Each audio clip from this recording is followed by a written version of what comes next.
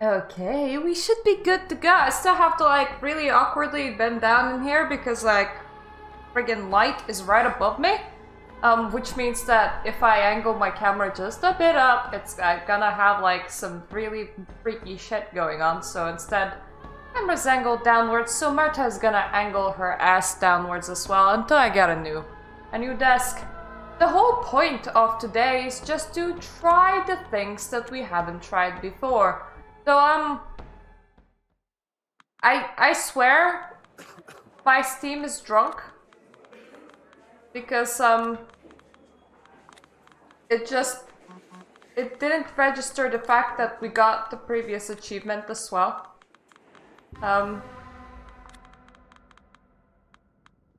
Yeah, shoot her. We're gonna stop.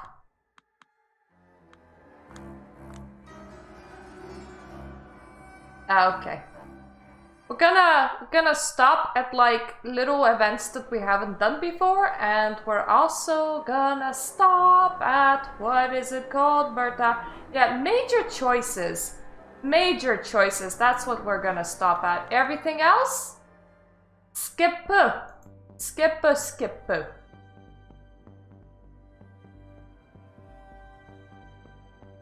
I do remember him.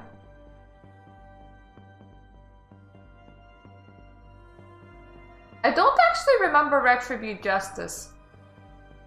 But neither do I remember... Maybe I remember Dance Macabre. I don't remember if I remember Dance Macabre. God damn it, brain. Have we done a thing or have we not? Also, I doubled up on tarot readings. I also opened an Etsy and not just a coffee page. Etsy takes more money from me than coffee does, but hey, if I get money in return, that's completely fine. So I have like an outstanding order to do, but it's fine. I have like 24 hours to deliver, which is a huge amount of time. The guy effectively asked 3 questions though, when I said 1, but never mind. We're gonna see what we can do with that. Either way, Marta's enjoying her witch life, and she doesn't mind money from her tarot reads. She's actually quite happy about that. But anyways, time to stop getting like really complimented by a whole different Discord. I should like not look there. Yeah, I posted a whole bunch of selfies today. Actually, I can show that while I'm here. Let's see, let's have my Chrome immortalized in the recording because not everybody is on the same platform. So I was trying to take a selfie. I was getting my husband to take a picture of me on my Facebook because I haven't updated pictures for like the past 4 years. And outside of my mother and my grandmother, people don't even know what I look like anymore. And the son had other plans, so I definitely can't take picture in the middle of the day unless I want to look like I have ascended. So what happens when Myrta tries to take pictures at night? That. Bloody Jesus Christ, I am not wearing lenses. It's just what my eyes do. I was like, so if I take pictures during daytime, it just looks like I have ascended. And if I take pictures during nighttime, it looks like I'm undead. Cool. Cool, that means I can't take pictures. That being said, though, one of the witchy discords were like, your eyes do that? That is so metal. And I'm like, I agree. If I look down, it doesn't look that bad, right? And this is the one that I ended up using for my Facebook. This actually. Yep, there we go. There we go. Let's get the edge of my room out of view. Because I was like, this is half decent. I look like a normal human being with eyes made out of pure light. That's fine. That's fine. Of course, if I look down, it's also fine, but like you wanna have your eyeballs inside the shot, but then when your eyeballs are entirely inside the shot, suddenly it's like you died. Cool look, but I'm not about to show my Grammy me looking possessed. That's not something you share with your grandma. So anyways, this guy, pretty sure we haven't done. Two men are facing each other in a dark back alley. One of them stands with his back against the wall, his chest heaving as he's struggling to catch breath. People, anybody out there? I'm being robbed! What is this bullshit? Oh, so now you can talk. Good, because I'm dying to hear what you did with my wallet, Holmes. Well, I have no idea what you're talking about. The goon starts pacing around like a Muay Thai boxer. He's smiling, but his eyes send a clear message. You're cornered, buddy. Don't even try to pull a fast one on me. Come on, homeboy. You may be able to trick an average Joe on the street with your act, but a fighter recognizes a fighter. It's like an animal thing. It's an instinct thing. You got some moves on you. You're like shit. You're like a black mamba. Lightning fast reflexes. However, I'm like a king cobra. You met your match. Two apex predators now locked in battle. Oh, so you're seeing snakes. That would explain something. Before he's able to finish, a sucker punch knocks the air right out of his lungs. The old man slides down the wall. Before he can let out a groan, he's interrupted by a brutal kick to the chest. That's what I'm talking about, a fighting spirit, even when you're cornered. Ugh. Take a seat, deep breath, collect your thoughts before you speak up again. Remember, you put my wallet now? I think I'm pretty sure you broke my rib. An eye for an eye, a rib for ribbing. Biblical punishment. It's only fair, homie. Fair. At least admit this is some mugging. Wallet my ass. Still in denial? Okay, let's say I had about 5,000 bucks in there. Give me 6 grand and I'll let you walk away, relatively unarmed. So you admit it. Admit what? That this is not about proper compensation. This is robbery. Look, buddy, this is beginning to bore me. Unless you want me to go all Anderson Silva on your ass, give me what I want. Anderson Silva? Yeah, Anderson Silva, flying knee meeting on your solar plexus. The man, the myth, the legend. Brazilian Jiu-Jitsu, Thai boxing, Western boxing, Taekwondo. This is like the weirdest mugging that I have ever seen. Like, you know what happens when people get mugged here? Like, somebody just like pulls a knife on another dude. Just be like, give me what you have. They don't start talking about like beating people up with boxing. Now they're talking about friggin' fighters? And about how one of them is doing empty showboat. That is a lot of words for a mugging.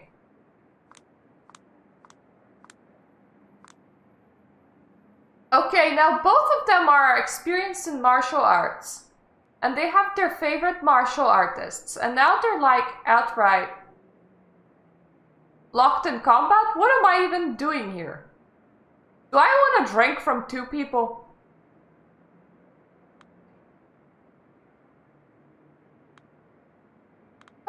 Take a chill pill. He jumps at the sound of my voice, turns my way in the blink of an eye, and immediately assumes a combat stance. His reflexes are sharp. Looks like he has at least this much to back up his bravado. Yeah, against a woman that looks like she's early to mid-20s and is dressed all emo. Wow, what is she gonna do?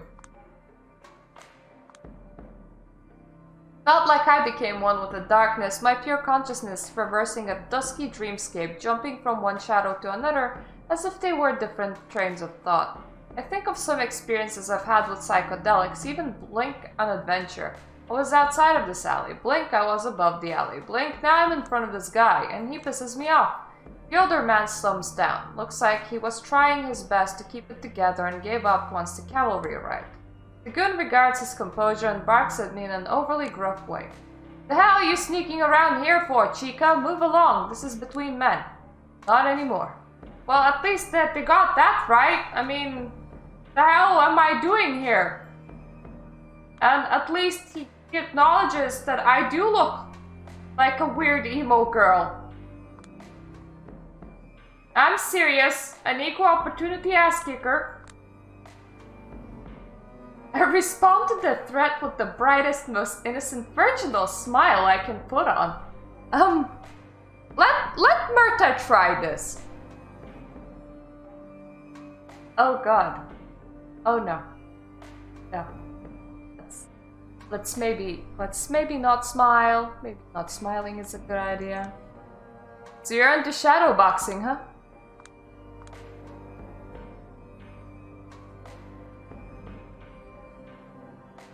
Ooh, the darkness is embracing me. Let's do a crane kick. My foot meets his chin. This move is absolutely impractical, but I managed to pack so much strength into it that the guy's body reacts as if he has just received a powerful uppercut. I know what he's thinking. I should have blocked it, and he absolutely should have, but instead he just flailed his arms helplessly as if he was suddenly found himself in front of an oncoming train. Primal expression of fear that suddenly and completely took him over. I don't know how I look right now, but judging by his expression, my best guess is like the gaping maw of some primordial beast. Follow up the surprise attack with another punch to the solar plexus, or at least my nearest estimate. Once again, the effect terrifies even myself. Looks like the hunch was correct. I hit the right spot. He falls to the floor, whining like a wounded animal, tears streaming down his face. Let him collect himself a bit and then grab him by his chin. Learn to choose your battles, homeboy! Let me go for Christ's sake, just let me go. Ah, I kick him off. Wow, you whooped his ass, girl. Can I, like, feed off you? That's like a question. And it felt like these two guys, like, had some sort of history together or something, because, well, that was, like, a lot of conversation that happened between of them, so I don't know why I stepped in.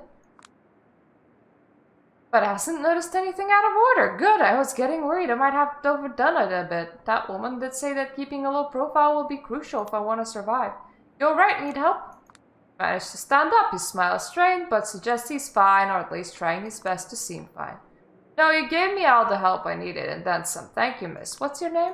Jessica. Thanks, Jessica. I was worried for a second, but this asshole's bark was worse than his bite. Probably in worse shape than me now. Guess that counts as a victory. Better be going. My wife is probably worried sick, but before that, if there's anything I could do to repay. Yep, just be careful. I'm not gonna be mean to this guy and be like, hey, give me your wallet. You never wanted to try your skills in the octagon? Too much in love with my gorgeous face to see it bruised, battered, and swollen. Sorry. I hear you. Whatever you do next, God bless you. And there he goes. God, huh? Feel like one right now. No more worrying about being out after midnight. No more feeling uneasy whenever I spot a shady asshole across the street ever. Hell, I could start jogging in Central Park after midnight now. Not that I needed to.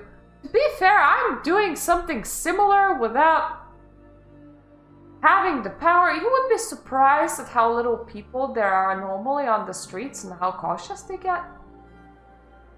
I mean, not that I live in a super populated area, but still. Future's looking bright.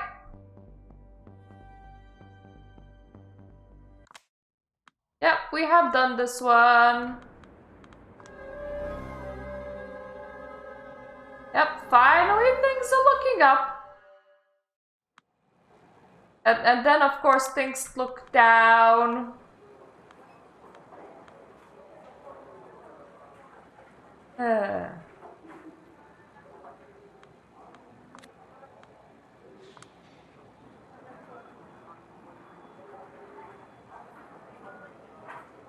I forgot that Valerie actually came in to see us.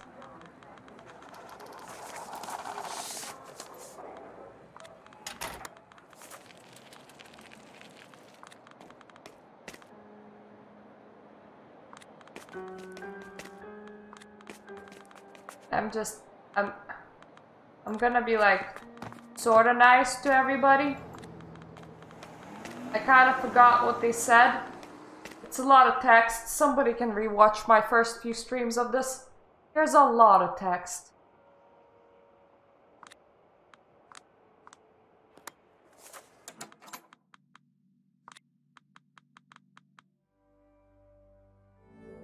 And of course we get really upset that we're like a vampire, and not that like we got turned into a vampire, but more that nobody gets commanded around by us because we're that kind of person. We're just that kind of person.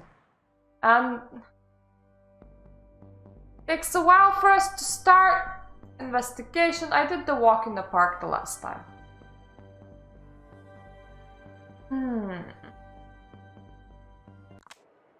Let's go somewhere not us. What was I thinking? I meant even the most hopeless introverts yearn for company every now and then, but in the company of someone that they know or a total stranger revealing themselves to be a soulmate, they're always sought. Even for someone as neurotic as me, there's something enthralling in the idea of briefly trading your individualism for a place in the crowd. You can just wander around and stare like a peeping Tom hidden in plain sight. I miss crowds! Thanks, game.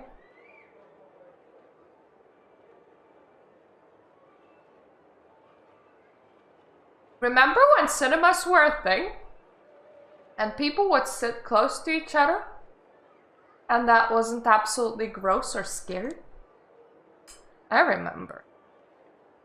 If there's anything missing from the shell of my previous social life, it's that intangible sensation, being a part of a living mass. But really, Coney Island, of all places, what was I thinking? Surely it's my ID finally revealing what I've been missing all along. All my sick soul really wanted was to nibble on a Williams caramel apple while taking an overpriced Wonder Wheel ride.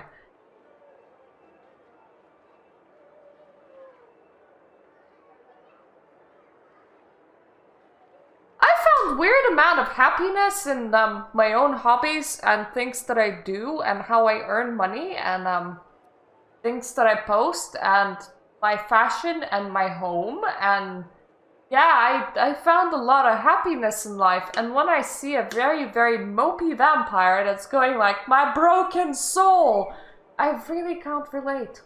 No, girl, I think I would be fine with your life, honestly.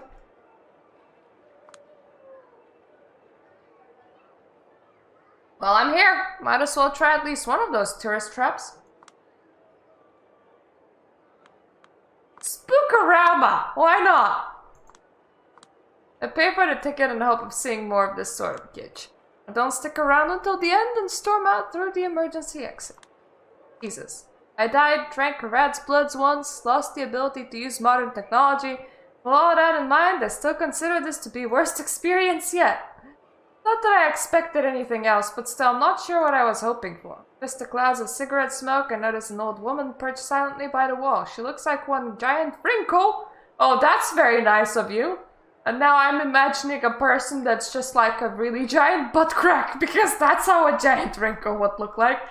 But her gaze is lively and pierces right through me. Pulled the crumpled package out of my back pocket, my last smoke. As I raise the lighter, some pompous dick preoccupied with his visibly bored girlfriend shoves the cigarette out of my hand. Somehow it's his half-assed apology that pisses me off the most. The urge to drink him dry is strong, but I let it pass. I look behind my feet. I can hear the old crone cackling as my cigarette sinks into the only puddle in its vicinity. Fuck! I turn towards the exit and notice some brawly dude closing in on me. The way he's dressed has the same uncanny aura as Steve Buscemi walking through a high school corridor in a skater outfit. I think that's the meme of how you do, fellow kids. Except that Steve Buscemi is 1,000 times cooler than this guy. He gets right in my face and hands me a cigarette, pulling up a rather annoying smirk. Having a bad night, sweetheart?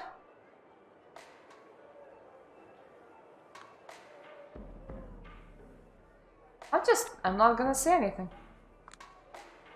He completely disregards my reluctance and starts waving his hands erratically like a second-hand man.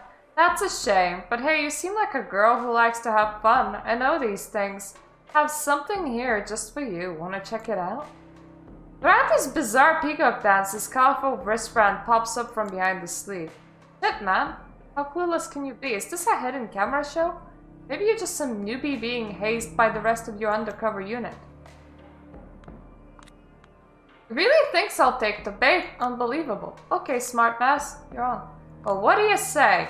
Keep talking. Why don't you follow me to my stash? I've got dope. Wow, just wow.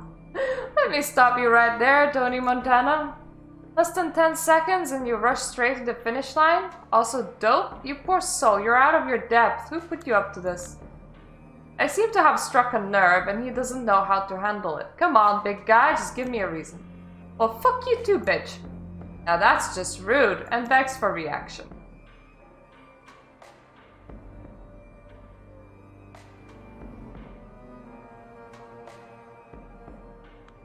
Okay.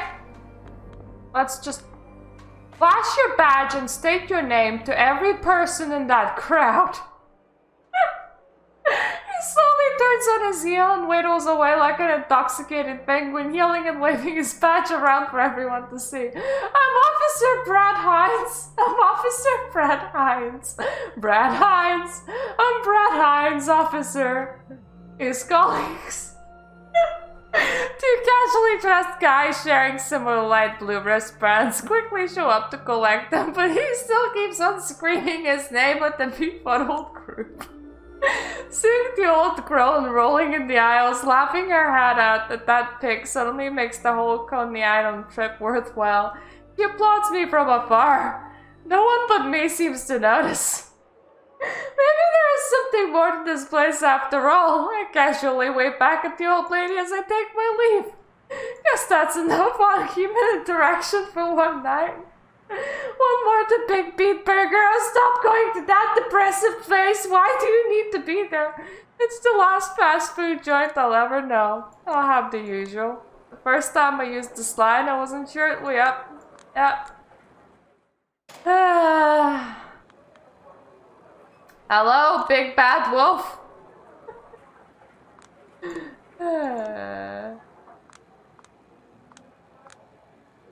Then no matter what we say, Kadir is not amused.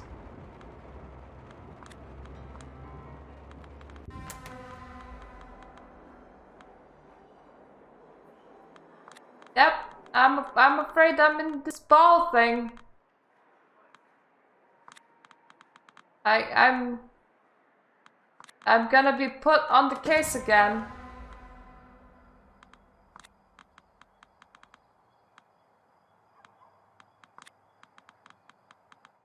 I think I just asked Catherine what makes her important. That's... Okay. Now that the souls are asking me questions.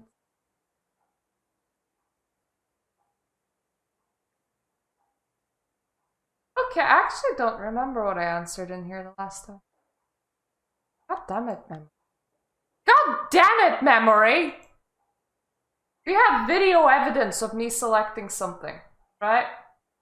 Right. Selection has definitely been made.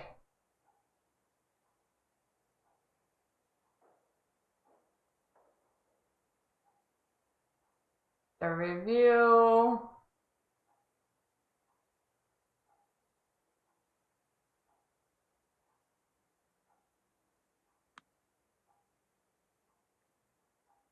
Oh, time to see where I got with this one.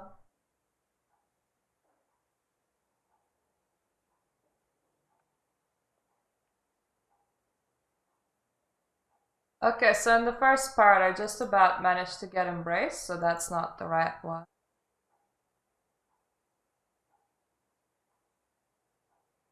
This part actually has an ad that's absolutely amazing, considering that almost none of my videos ever have ads. You guys are friendly. Yep. Don't get anywhere in that one either. Oh, Jesus. There was a lot of reading. A lot of reading.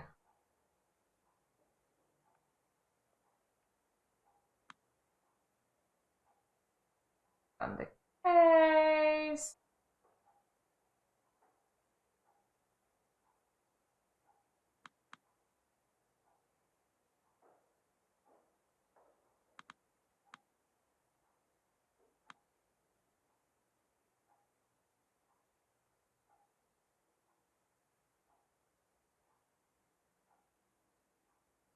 Moving it forward again.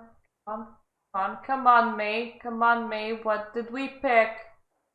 What did we pick, May? What did we click on?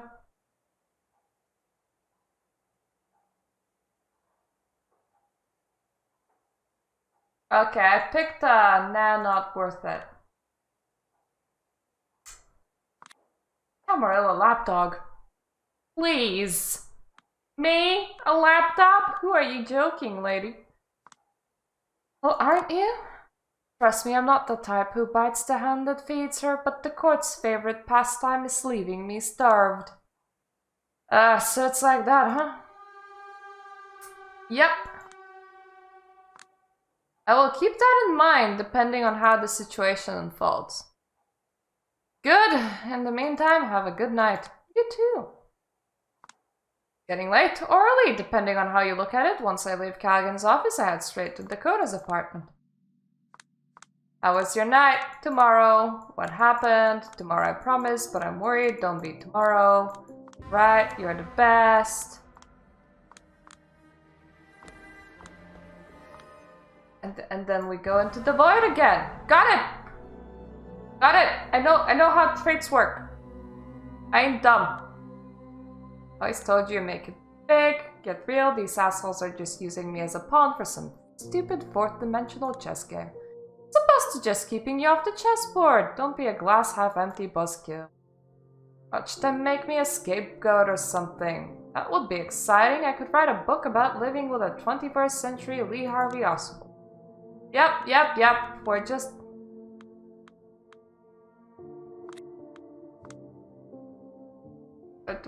We're just having a good time right now.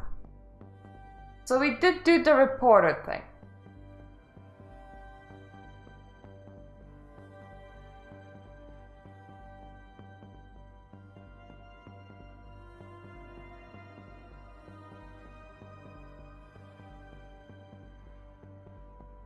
I think we didn't do Diva's Delight. I think that's what we haven't done. But I don't remember my son. No blood, no matter how exquisite, is worth suffering through this noise. Something terrible must have happened to the previous DJ. Had to be sudden and unexpected for them to hire this amateur under the wire. Zero ability to read the crowd, no sense of flow, as if constant flashing wasn't migrating juicing enough by itself. Not that I remember how an ordinary headache feels. Oh, Jesus Christ, you're living the high life over there and you're still complaining. I know the hunger though, which is why I'm here tonight. A purple-haired girl bumps into me, heads down, tears flowing through her cheeks, hands trembling. As much as I understand it, I don't think it's the guy at the turntables that made her like this. Oof! I'm so sorry. She bolts before I can say a single word. Well, who am I to blame her? A tactical retreat probably felt like a good idea. Trace of cheese booze in every potential vessel is faint. Hello, Cold Moon! I am just doing a second reading over here, effectively. I have done all the options before. Now we're just doing the things that we haven't done. And I also... My candle has really shrunk. My husband bought me some extra candles, so that's not gonna be a problem, but still. I like burning some. I also have some booze, and it's like 2 a.m., and I have like a tarot reading to do before I go to sleep, but that's good because I like nighttime. Nighttime's my jam, yo. But ever present. At this point, the smell is all I'm getting. Come to think of it, I can barely remember how alcohol tastes. It honestly depends on what you're drinking. This is bitter.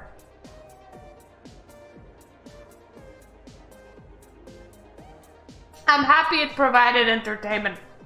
It was surprisingly accurate. When I pulled those 3 of swords, I was like, yep, I'm reading the right thing. Yeah, I know, right? Maybe I should remind myself. Nah, that's dumb. Well, girly, you will just You would not only vomit it out, it wouldn't taste right. But the bar is pretty much free of people at the moment. I get closer and take a peek at the drinks menu. Those are some goofy fucking names, especially from a kindred's perspective. Just put the menu back! You ain't drinking that shit. Well, Mama Murta is on the watch. Most of my kin can't stomach the liquor. Any fluid other than blood or food, really. I've got no reason to believe I'm different. I close the drink menu and pass it along to some yuppie drunkard. He seems overjoyed, and to the bartender's dismay orders the fanciest drink on offer. But that means that he would be paying the most money. Why would the bartender be upset? The music abruptly stops just as I step away from the bar. I can't see the booth, but the crowd's reaction tells me all I need to know. Looks like we have a new DJ. The vibe immediately improves. Hallelujah. But pleasant moments never last. Some well-worn dude on the wrong side of 40 decides to hit me up. Our eyes meet for a brief moment, slightly too late for me to outmaneuver him. Strangely, there's no lust in his gaze, and yet he seems like a predator closing in on his prey. Shit, could he be the rumored Diva's Delight? Decided clocking me for a bloodsucker? How come you're all alone, sweetheart? Can't pinpoint exactly what it is, but there's something irksome in the way he carries himself. As he approaches me, I begin to feel fatigued. There was a sudden drop in atmospheric pressure. I'm gonna glare him until he goes away. I give him a purely hateful glare, but I find it weirdly strenuous to keep my eyes on him for longer than a few seconds. Something about him that runs a little composure I have, and I think he knows that. The old spider is crawling up my spine. Is there something wrong? Here, let me... Hands off, asshole! Go away! I can barely focus on his eyes, but he freezes in place for a moment. Hey, Stallion, how about you go bother that guy? Struggles with my chaotic command and gives me an unsettling look, but in the end he seems to do what I wanted him to do. Approaches a meathead who immediately turns hostile. The meathead's first punch breaks the guy's nose. Don't want to see the second one. Time to bail and not look back. Right before I reach the exit, the purple-haired girl from the earlier bumps into me once again. This time I know it's not coincidental. Wait, please. He seems startled, but gives me a pleading look. I saw what you did to that man. Are you one of them? What are you talking about? Who's them? She bares her teeth and taps the side of her neck. Jesus, that's a signal and a half. That must look so goofy. Oh, I get it. So you're the Diva's Delight. She blushes innocently, like I just caught her stealing cookies. Yeah, it sounds silly, but I thought it would attract some of your kind.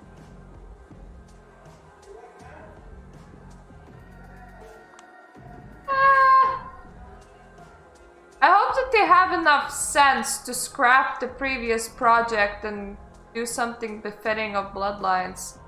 By the store's description, okay, you don't have any reoccurring characters as I can see. Like, not just your vamp, not just knowing how you, the person in the story did, but like how any of them did whatsoever. And we're in Seattle and not LA. So I don't... It's using the name for the name's sake. And then you're also a thin blood. Like, you're also, on top of that, a thin blood. That does not sound like it's a good game, Meg, so I don't actually know why. I've always been told they taste good. Would you like to try? He looks at me the same way a junkie who hasn't had his hit for a while looks at a syringe.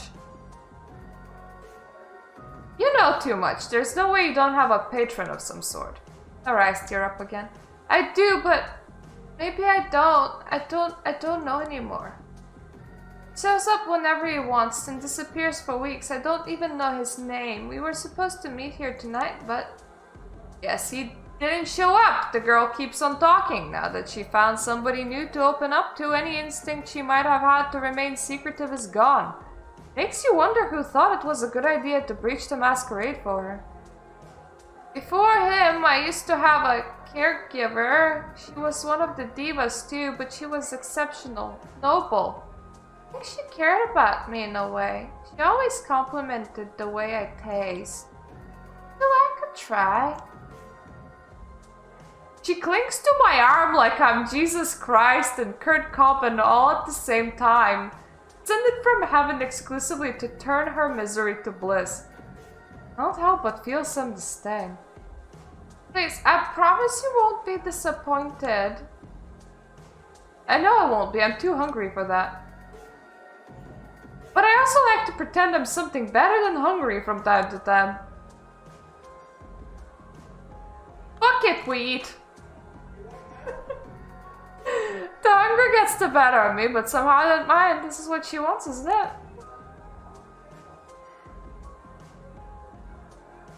Thick blood! Oh god. It's when the blood was the thick. Ah, my beer ended. Oh well. I'll still drop in there.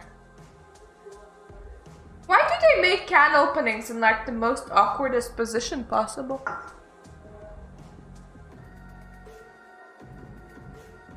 Quick look around, nobody's paying attention. Why would they? We're just two random girls who seem to be into each other. I gently grabbed the back of her head, put my lips close to her neck. She visibly trembles with excitement. It's so thick it had booty, yo! As I bite down, her body softens. Then I drink, savoring each sip. She really tastes incredible, like an unfulfilled promise. Sweet, sweet innocence. As soon as I'm done, she loses her footing, weakened but undoubtedly relieved. I help her sit down on the floor. She smiles at me, joy glistening in her eye. Thank you, I really needed that. My name's... Don't talk, just rest for a while. I leave her alone in the state of bliss. Doesn't seem to mind. Looks like I did the right thing, right? Leave the booming sounds of the nightclub behind me and get on the night track, yes. Now with the rest of these, I have already done these, so let's just skip him.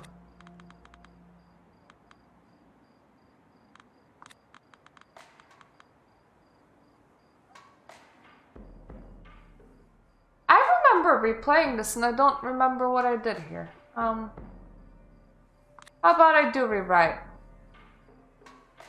Rewrite his memories. There's no blood trafficking or secret tough roads going on in New York City. Have nothing on Double Spiral and there's no hope. We made it all up. Yep. Let's just say that I'm pissed off.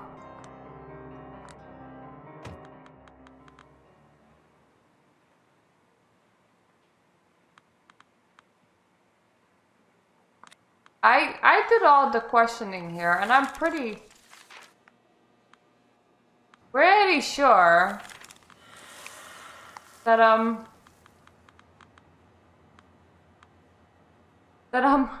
Agathon was bunked by his sire. I'm like, they were all in on it. I don't think that he wanted to be in on the murder, and I'm pretty sure that he got murdered for it. But I'm also pretty sure that that's what I chose the last time, so this time we're gonna pretend that he wasn't murdered, because yep, second reads can be confusing. I don't remember the exact words that I used, so let's see if I can get maybe something else.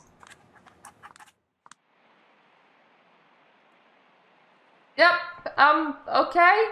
I have nothing but contempt for you.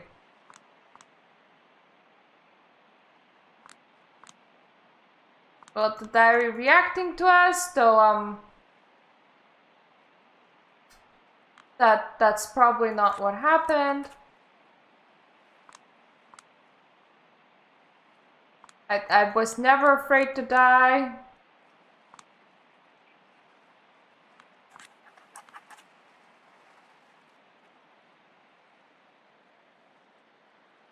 just need to endure. I told you what I know, and that should buy us some time. I'll see what else I can find out. Was he working? Wait, were you actually working? For Callaghan? Oh, so that's why you got bunked. Jesus. Time? There's no time. We aren't dealing with dumb fucks like you. We have to act like we're already been fucked out and fast. For all I know, they might have already ordered our deaths. I'm the High Regent's pupil. I've been her right-hand man for years. There's no way she would allow me to. You dumb cocksucker. The moment she sees you as a failed experiment, she's gonna treat you the way she treats all her failed experiments. Oh. Okay, well that was like completely different than I got the first time.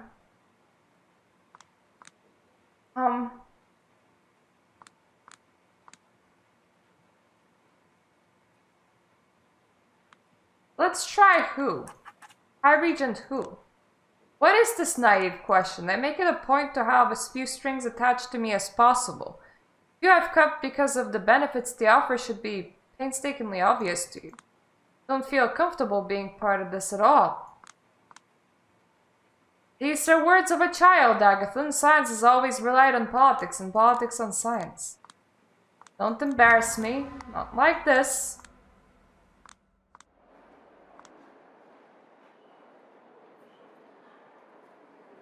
You rat? Beg your pardon? Yeah, right, as if I could ever gather the courage to say this to your face, but then at least I can try and stab you in the back. Okay, that's a lot. That's a whole different information than what I got around the first time, and I'm absolutely certain that Agatha actually died. But you know what? This time around, we're an optimist. He did not just not want to participate in Callaghan's murder. He was outright working with Callaghan.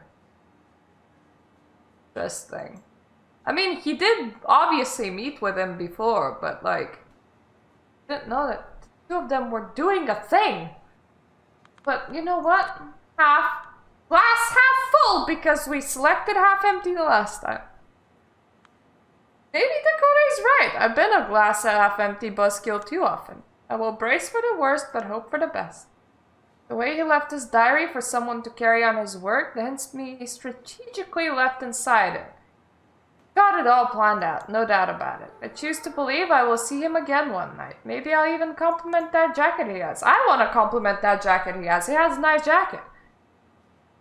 And it's time to go to the art hole.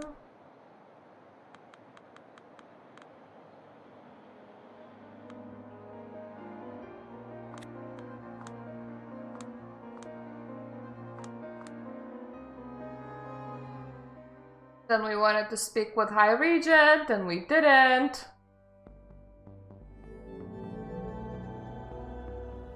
But yeah, that's like the biggest lead that we ever have.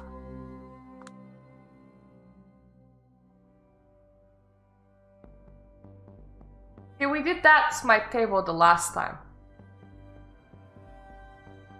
So let's do a weirdo stalker. Sure, there are better ways of finding solitude than wandering aimlessly in the endless downpour. There are nights when I dive straight into a dazed crowd and vicariously enjoy their sweat, their hypnotic moves, and mindless self-indulgence. When my body starts to resonate with the restless wall of sound, everyone disappears and I'm raptured into perfect kind of isolation. Then there are those nights where I crash on the couch while Dakota goes on a rant about something so far removed from my area of interest, I zone out and enjoy the privacy of my own thoughts. But then there are moments like this one, nights where I just want everybody to shut the fuck up so that I can think. Just find a quiet spot, lady. Why do you expect the streets to shut up? That's weird. Those nights I usually end up mindlessly scrolling along the rain-swept streets before I inevitably end up a Big Beat Burger.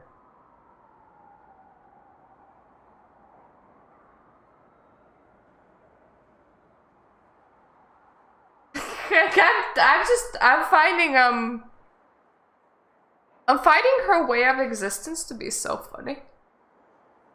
Because it is always Big Beat Burger, goddammit. It is always Big Beat. You couldn't have selected a weirder thing to do for your unlife than it would be like if my main place of residence.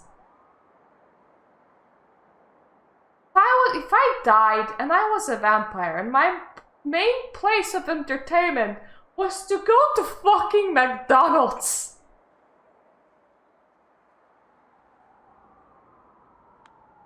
At least that used to be the norm before this whole mess. Lately, even that kind of solitude seems out of my reach, especially when I'm being tailed by poor man's Ethan Hunt on the crash diet. He's been following me for 10 minutes, and so far he has managed to bump into an empty newsstand, make enemies of several cab drivers, and even got bitch-slapped by a living statue while trying to blend in. Oh, this guy's good. Sigh. As he shortens the distance, I grab a nearby lamppost and swing myself round like Jenny Kelly, using the momentum to quickly turn around and look right at him. Oh, hell no! Springs up into the nearest alley. I wonder if he thinks that somehow I did not notice. Oh, let's make sure that he knows that I noticed. Hey, do me a favor, will you asshole? Stop creeping up on me. I'm about to walk away when an obnoxious voice not belonging to the creep catches my ear. It's coming from the same outlet. That's interesting. Followed by a loud crash from the sounds like metal side of a garbage dumpster, followed by a painful moan. Maybe the stalker got himself in trouble? Okay, let's check it out. As I barge into the alley, I notice two hooded jocks bullying my scrawny stalker. While the big guy wrestles with a high-tech smartphone, the sleeker one keeps punching. How nice of them to share responsibilities. Let's just turn them against each other. The roughneck notices me, drops the phone and looks into my eyes. Big mistake. He freezes in place as I bore into his mind.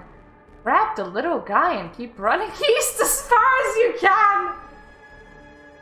Okay, you know what, for a girl that keeps on going to sit in Big Beat Burger, you have really interesting commands that you try. The thug stiffens like it's the first time a complex idea has ever popped into his head. He turns towards his mortified buddy, grabs him kicking up and screaming, and takes off like a cartoon caveman with a kidnapped bride slung over his shoulder. Their struggle seems so comically out of place in this dingy alley, I can't help but chuckle. Pick up the peculiar smartphone on my way over to the stalker. It doesn't take a genius to figure out it belongs to him. The screen is locked and glitches oddly as soon as I touch it. No surprises here.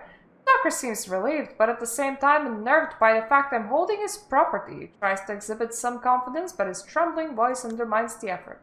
Listen, I don't want to sound ungrateful or anything, but like that back, it's not like you can use it anyway, right? Nervous smirk on his already punchable face kinda makes me wish that I'd left him to his own devices. I'm of two minds about handing over something I could use to gain leverage over this sleazy asshole who's been stalking me for God knows how long. Let's just tease him a little. What's this little thing right here? Yeah, that little thing. Give it back. You sure you want it back? Looks so tasteless and dorky. Overwhelmingly dorky. Wear a Star Trek t-shirt to an opera, dorky. Like, Elon Musk probably thinks it's chic and cool, dorky. I ain't joking. Did you see that? I almost dropped it right into the storm drain. Shit, that was close. Oh, for fuck's sake, come on. My boss will disembowel me on the spot if something happens to that phone. Say the magic word. Jesus, fuck. Yeah, okay, please. Please, can I have it back? The second he tries something, it goes back into my hands and under my heel. There you go. Catches the phone with the liveliness of a little boy getting his first video game console. Thanks, Jules. I really appreciate that. He knows my name and makes a point of bragging about it. Not particularly subtle. Why the fuck are you following me? Are you with the camera? Did somebody tell you to watch my steps? He looks confused when I mention the sect's name. Maybe don't mention the sect to random mortals. What the hell's wrong with us? I realize after the fact it was probably a really stupid thing to say to a random creep. Not sure what a caramella is. Sounds tasty, but my boss, he's an important guy. You want to be on his good side, let me tell you. That said, he doesn't tell me anything I don't need to know, and all I know is he wanted me to keep an eye on you tonight. Something, something, you're being watched, something, something, powerful friends, that's the best you got? Not getting anything else from me. If you want to finish what those alley rats started, go ahead, but you'll be wasting your time, Jules. The loser seems to brace for a hit, contorting his face into a confusing grimace which was probably meant to express bravado. I'm not gonna give him the satisfaction. Fair enough, but call me Jules again. This time you'll lose your phone. You'll need a proctologist to help you find it. Kinky, ain't ya? See you later. You won't if you know what's good for you. Doesn't respond as he limps away. I realize that the rain is slowly letting up and that once more I'm left with more questions than answers. Cela refrain de ma vie. I decide to go on with my night and focus on the relief that comes with realizing I'm not the voyeuristic object of some creep's interest. Been there, done that, wouldn't recommend. Time to get a move on. Time to get back to work. Ah yes, Kadir's meeting. Corporate backstabbing. Can't I just ask her normally?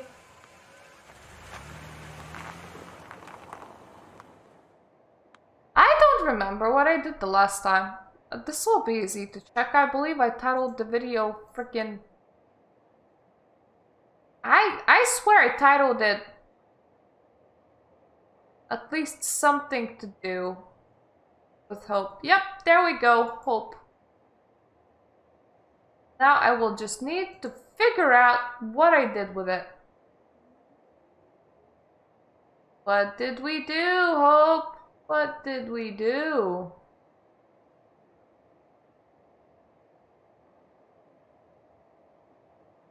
Were we aggressive or did we stay covert? Ah! We stayed covert. Got it. Means it's time for aggression of incredible. Just really, just tarnish that place up. Yeah, being covert hasn't exactly been working out for me. Time to show him and myself, I guess, who's boss. As far as I'm concerned, out of all the companies in the world, this one deserves to be thrown out of the gear the most. Time to be the bad cop and finally get somewhere. Alright, let's do this! Enter through the front door. There's a guard watching the security cameras. He stands up, expecting to state my business.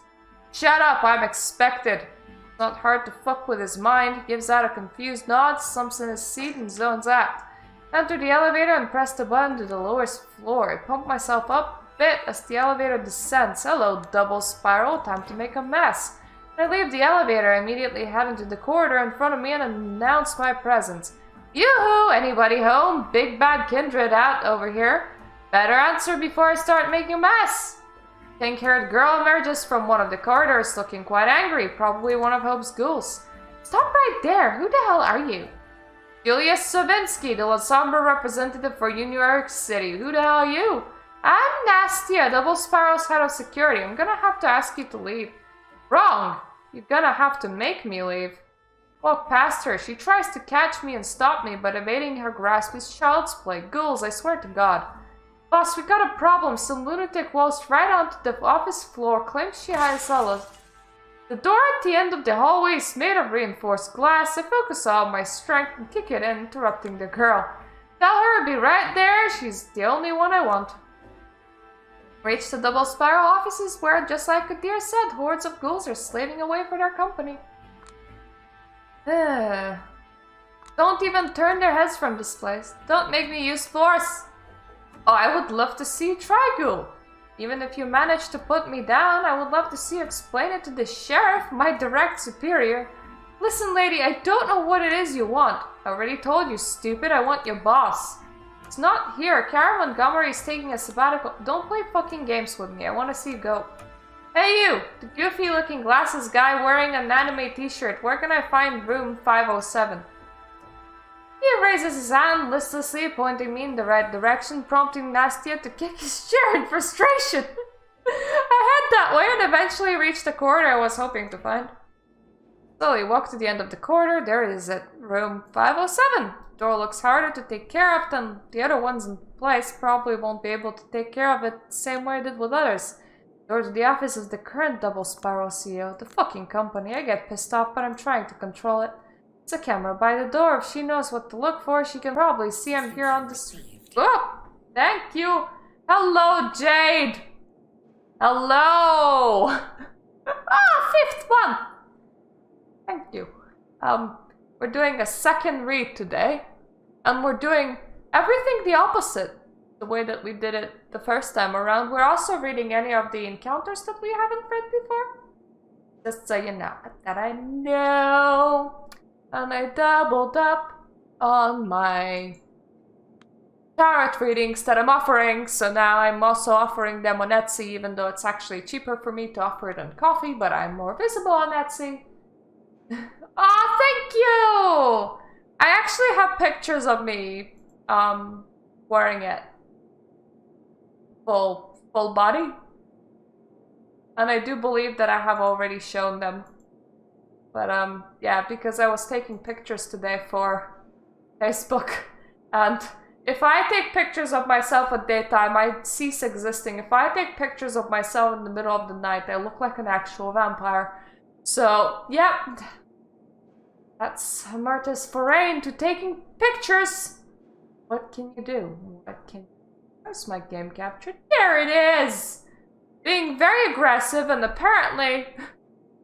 apparently Hope only knows that we're on screen if she knows what to look for, which... Nope, I'm pretty sure she just knows that we're there. I mean, we kicked everything in. I mean, my eyes reflect light because it's a dorky forked flash. So, I literally, I look like I have glowy eyes. One person was even like, so what contacts are these? And I was like, none. And just to make sure, I knock on the door. Hope, I'm a Camarilla detective and I will need you to answer some questions. Hope, I know you're in there. Open the door. I will not leave until you do. I'm here on the behalf of Sheriff of New York City. Hope? Keep pounding on the door and calling her name. After a minute or so, voice rings through the intercom. Is this thing on? I guess it is. Alright, I get your message loud and clear. I'll meet you in the offices. I'll be right there. In the meantime, please refrain from making a mess of our offices, will you? Knowing poor Nasty, if she was due for a heart attack, she would have had it by now. Thank you for your cooperation. I will be right there. What up? Yep.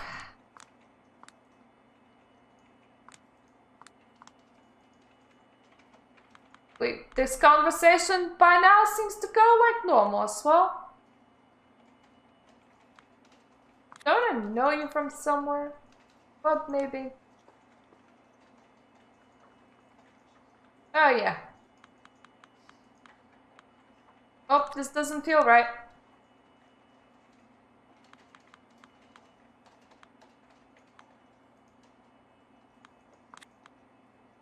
You're not happy about being obscenely rich? Who gives a fuck about money? A year ago I didn't have money, but I had something far more precious.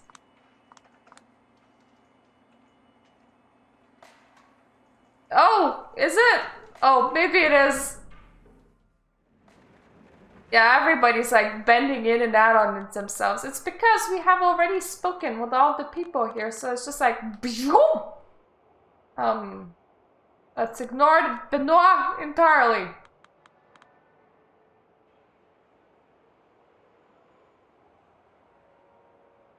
Yeah, here's the weird bit, Jade. Just type tarot reading into Etsy. Like, they actually have a couple of categories. They have psychic readings and they have spiritualism. And tarot card readings come up under both. Like, people actually do that.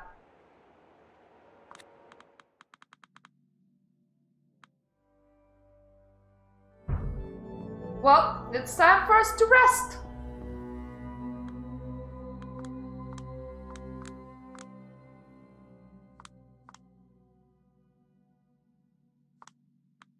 Yep, this is like going like normal.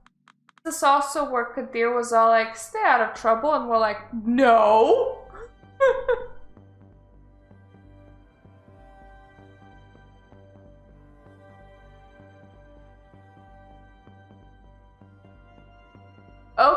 Okay, we did the interview. Oh, wow. Oh, hello!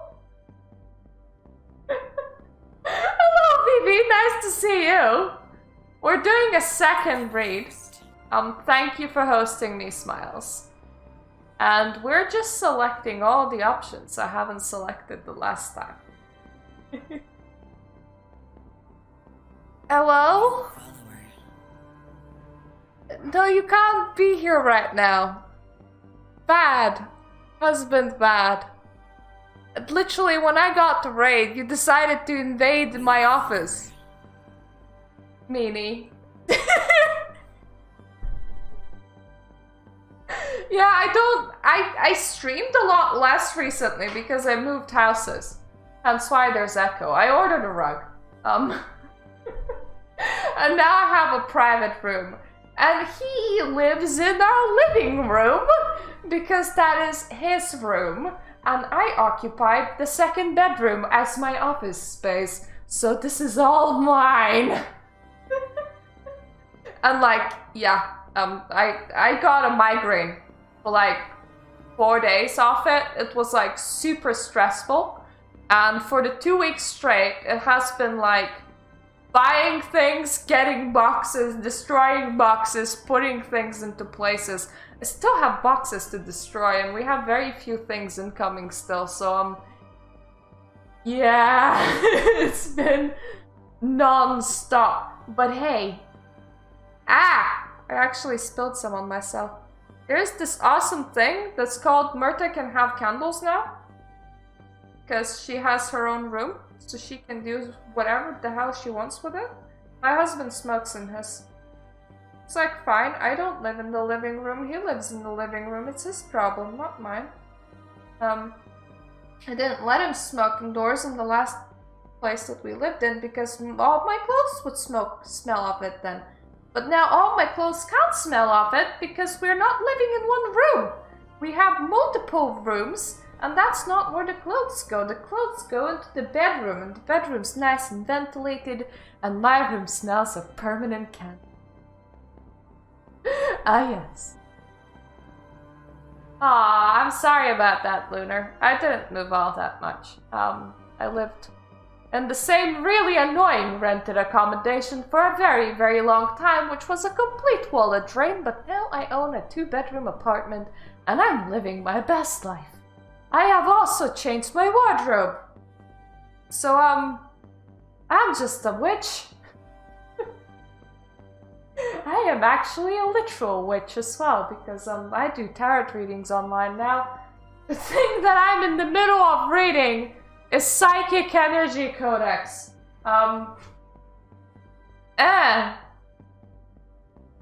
This is a dress. I like it too. I really like it. Very comfy. Very long. And because I keep on flashing this to people, I posted some screenies online. And if Marta takes pictures in the middle of the night, she looks like a fucking vampire. I don't even have any lenses on or anything. That's just what happens. Oh! Entry, are you like in a commute? Oh, there's absolutely nothing wrong with that, but like I was trying to get some normal pictures going from my Facebook and I tried taking pictures of myself in the middle of daytime and it looked like I have ascended because I stopped existing due to daylight, and then I tried taking pictures of myself in the middle of nighttime and it looked like I have died instead. Oh, just with your mom? Nobody. So why are you guys shuffling rooms? Daylight hurts my eyes. I never go outside in the middle of daylight. I'd instead take vitamin D supplements. Yeah, but wouldn't that mean that you could, like, occupy multiple rooms at once? If it's just the two of you? I mean... Oh. Oh! Yeah, fair enough. I actually got up, and, I was investigating my eyes, at a mirror in the morning. It was one of those weird days when there was actual sunlight in the northwest of England. And my bathroom mirrors are tinted and it hurt my eyes. And they're tinted, like most of the other places have like thick black curtains so I can avoid sunlight.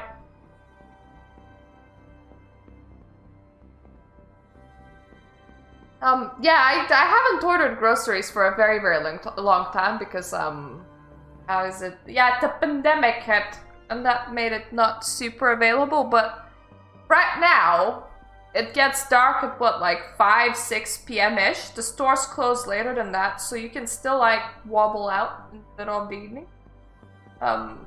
Summer, it's a bit harder, but I do remember taking my walks at, like, 11 p.m., because that's when the sundown would be. So it's like just wobbling out casually at 11 p.m. And this place that I'm living, I haven't explored in that direction, but there's like literal 3 graveyards next to us, so that's gonna be very interesting walking direction.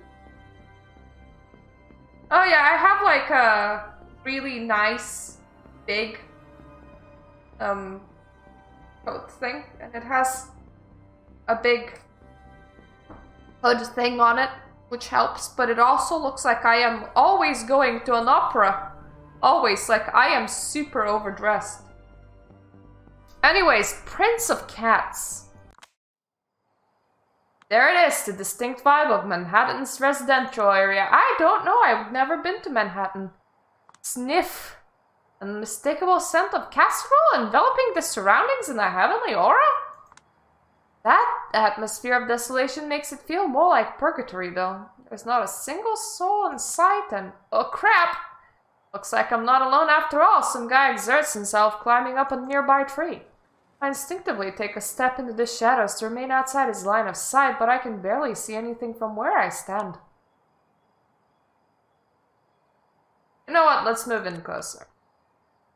My inner voyeur is squirming for more details, so move a few steps closer, keeping to the shadows.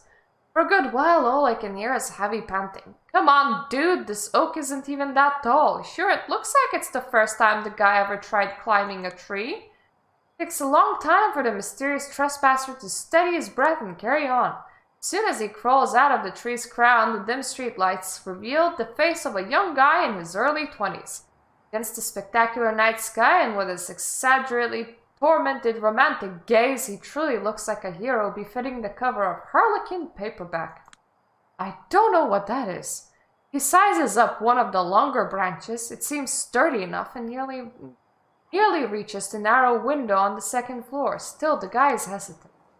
All right, no biggie, just eyes on the prize.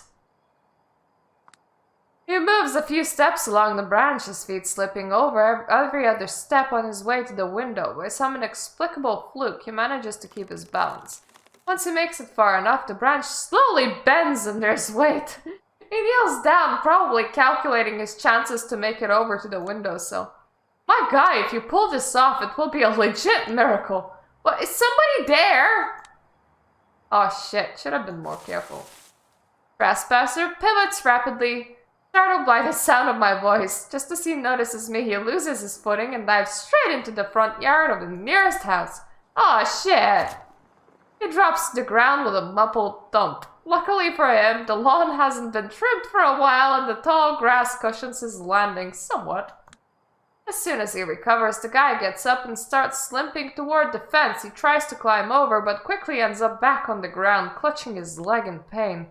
He turns to me and starts begging under his nose. Hey, oh shit, please, I'm hurt. Do me a solid and open the gate. Well, with his ankle twisted, he's not gonna get out of his mezzanine zone, and it's not like I'm particularly law-abiding.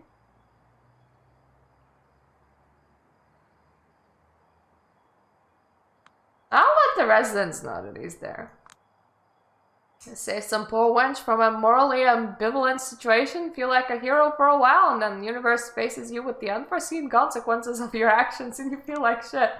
Somewhere out there, the invisible scriptwriter of our lives yells, "Gotcha! Should have known the world is not black and white, fucker," with glee. You come off as someone whose intentions were 100% innocent. Gazes right at me, tears of hope glistening in his eyes, which is precisely where I don't believe they were. I'm sorry?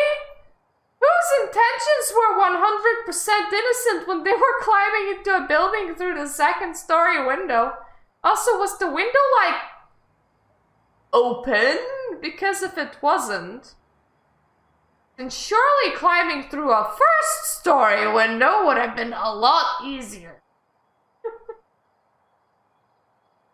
Fair enough. Self-care takes first. You take care, Cookie. Have a good shower.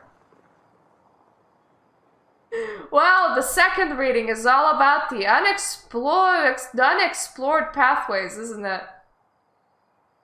Well, you know, the thief guy looks really charming in his inability to be good at trespassing. Honestly, it is. Honestly, it is. When you see somebody, like, being really determined, get into a place where they're not supposed to be, and they're really bad at it, you just think, aww, you're so into it. It's cute. Before he utters a word, I walk up to the gate and hold the buzzer for long enough to wake up all the residents in the house, and a couple of their neighbors, and a cute alley cat too. As soon as the front window lights up, I lift my finger off the button, but it just keeps on buzzing, repeatedly dropping and raising in tone like it's going haywire. Typical, I barely touched the thing, and it's busted.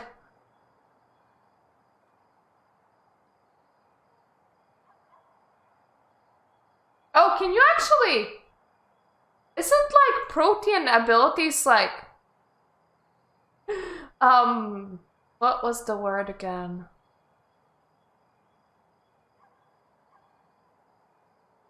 Oh yeah, wasn't that signs of protein just like the things that stick to you randomly if you're like gangrel and shit? Mostly if you frenzy, and otherwise you need to figure out what you're using protein for, and that normally includes like growing claws and not turning your eyes red. Can you actually do that?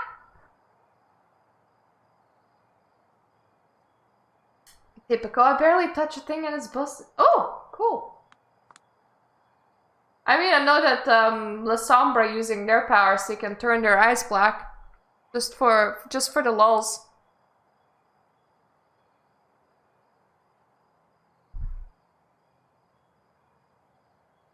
Gangrel are cool. A lot of clans are cool, honestly. When I talk to people that like play Vampire the Masquerade, they tend to have like at least 3 different clans that they considered making their character part of, and then they had to pick one instead. Like, so they picked one, but they're like, yeah, I'm then here, I'm there, I'm everywhere. Why would you do that? Her father is gonna beat the shit out of me. Wait. I take off just in time to avoid being noticed by a furious family man who barges through the front door and immediately lashes out on the trespasser. The voice of a young girl joins the ruckus after a few seconds, desperately pleading for forgiveness. Well, there's no denying that they know each other's shit. Maybe the world is a little less morally ambivalent than the Prestige TV taught me. I walk away feeling guilty and embarrassed. All of a sudden, the world ends. Nice segue there, game. Nice segue. Ah, and just casually, the world ceases to exist. How unfortunate. That just happens sometimes.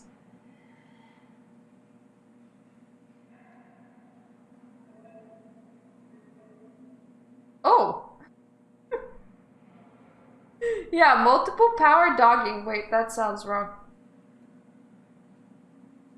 Oh yes, you do hate when the world ends. I hate when the world ends too, Jed. Everything stops. I'm lost in the darkness, and there's not even a heartbeat to guide me. So this is where the darkness kind of kidnaps us for some bizarre reason and drops us like right in front of Tamika. And apparently we reach contact with possibly other La Sombra. Like right here. And they command us. I'm not too sure that these are ghosts, which actually makes me question whether during investigation weren't we seeing ghosts, or was that other La Sombra? What was that? But anyways, we get dropped in front of Tamika.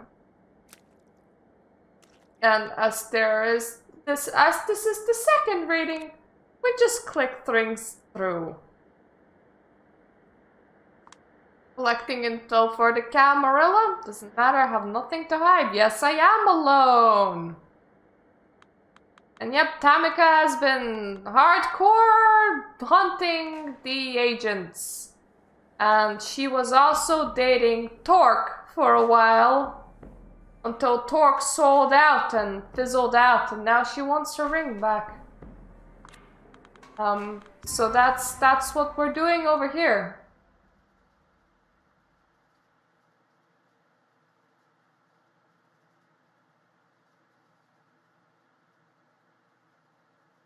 The thing is, I don't think that the sense of humor goes away with humanity.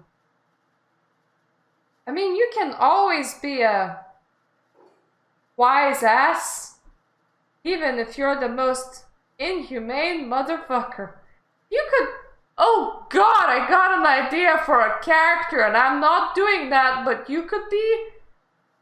You could be an elder whose whole shtick is making dad jokes.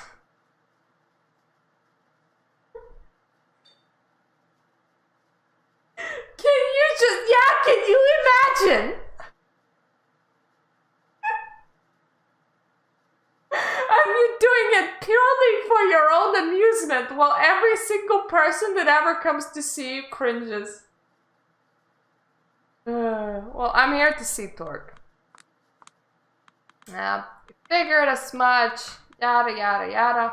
Yeah, let's lie through our teeth about Tamika because I want your ring. Listen, this is none of my business, but I think you got something wrong here. Not exactly. She still loves you. Woof! It's only doe-eyed for a short moment, but it's obvious I hit him where it hurts.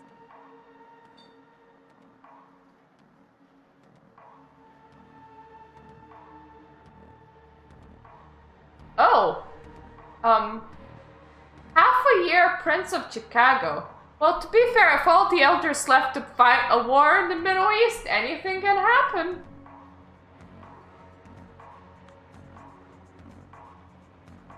Not necessarily, Coldman. You know what? You could be a Toreador whose current obsession is dad jokes.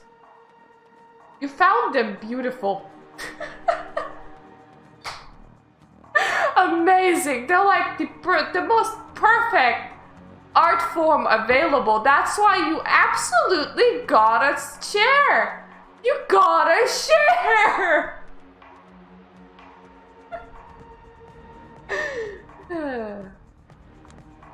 You said you just met her. How would you know? We fought as I patrolled together. They won me her trust, and then we had an unexpectedly honest talk, woman to woman. Glad Mia is away. If she was still in the room, I'd be far too embarrassed to let this shit escape my mouth. But Torque just nods, prompting me to go on. She's conflicted. She understands the painful realities of this world, but wants to hold on to her ideals. That's why it's hard for her to stay close to you. Even though deep down she resentfully respects your slow and steady work, she still wants to give her own approach a chance. Oh wow, we're bullshitting in this one through our teeth.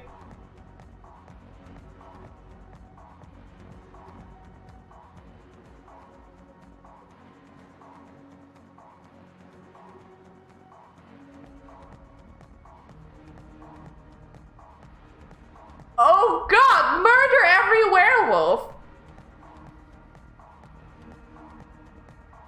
Oh god. Ventrue with dad jokes. No! The ultimate business dad.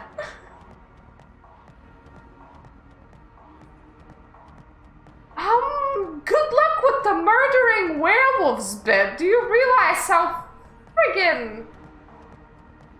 I hope that there's not a lot.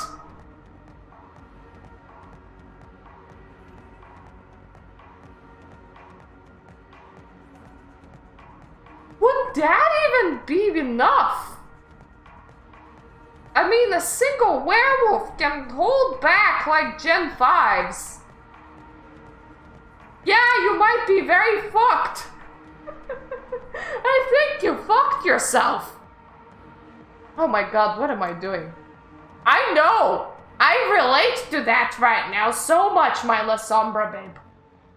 Then why would she want to ring? To me, it's an obvious message. I was wrong to put my hopes in you. It's punishment. She wants to remember you by, and to have the symbol of those hopes near her to remind her there's always another way. Look, I know this is hard for you, but you gotta give her time and the benefit of doubt. It will pay dividends in the long run, slowly make her realize her misconceptions might have been wrong. Ah, realization slowly dawns on him. Oh my god, he's actually buying it! I'm dying inside! Takes the ring out of his inside pocket and passes it on to me.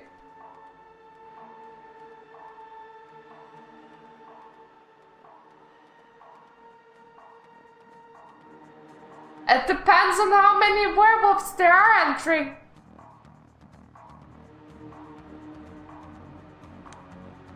Go, tell her I'll be waiting and that my feelings haven't changed. Of course. Didn't I'll lead you out? No need, I'll manage. As I leave, I feel very self-conscious about the pace of my walk. It feels like I just got away with murder. If you relates what I said to Mia, she will probably see through my bullshit in an instant, but oh well, won't be a problem at this point. Time to meet Tamika. She raises her eyebrows as it put the golden ring into her. I'm quite surprised, to be honest. I didn't think you would succeed. Turns out I'm a talented diplomat. Psh, from my experience, that usually means a liar. Looks at the ring with a gentle gaze and stores it safely in the pocket. Has he really changed? Who knows? I just met him for the first time in my life. Anyway, I've kept my end of the bargain. Of course, it's time I keep mine.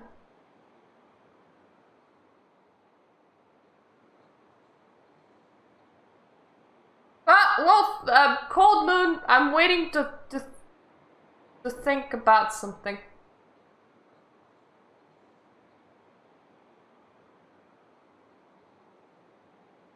Oh.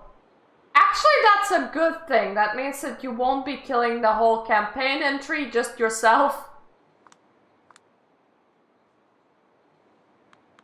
Yep, the whole listy speak.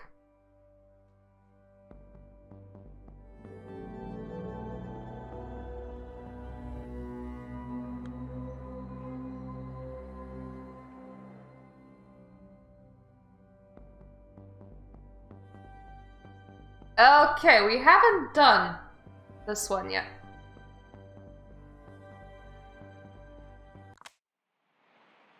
If someone asked me right at this moment how to define the meaning of the word eerie, I would look them straight in the eye and say, just take a look around, you idiot. Hello!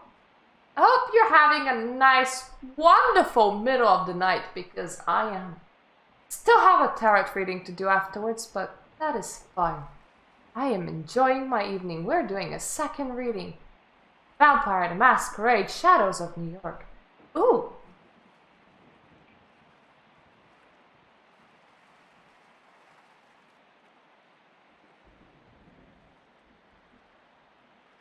Oh God, Cold Moon, that's a mindfuck. That is like a proper mindfuck.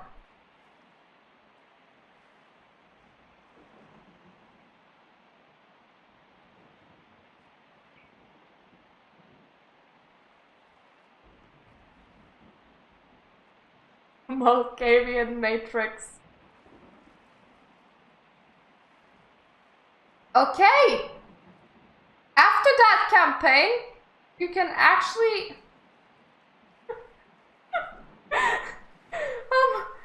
can actually do a second thing.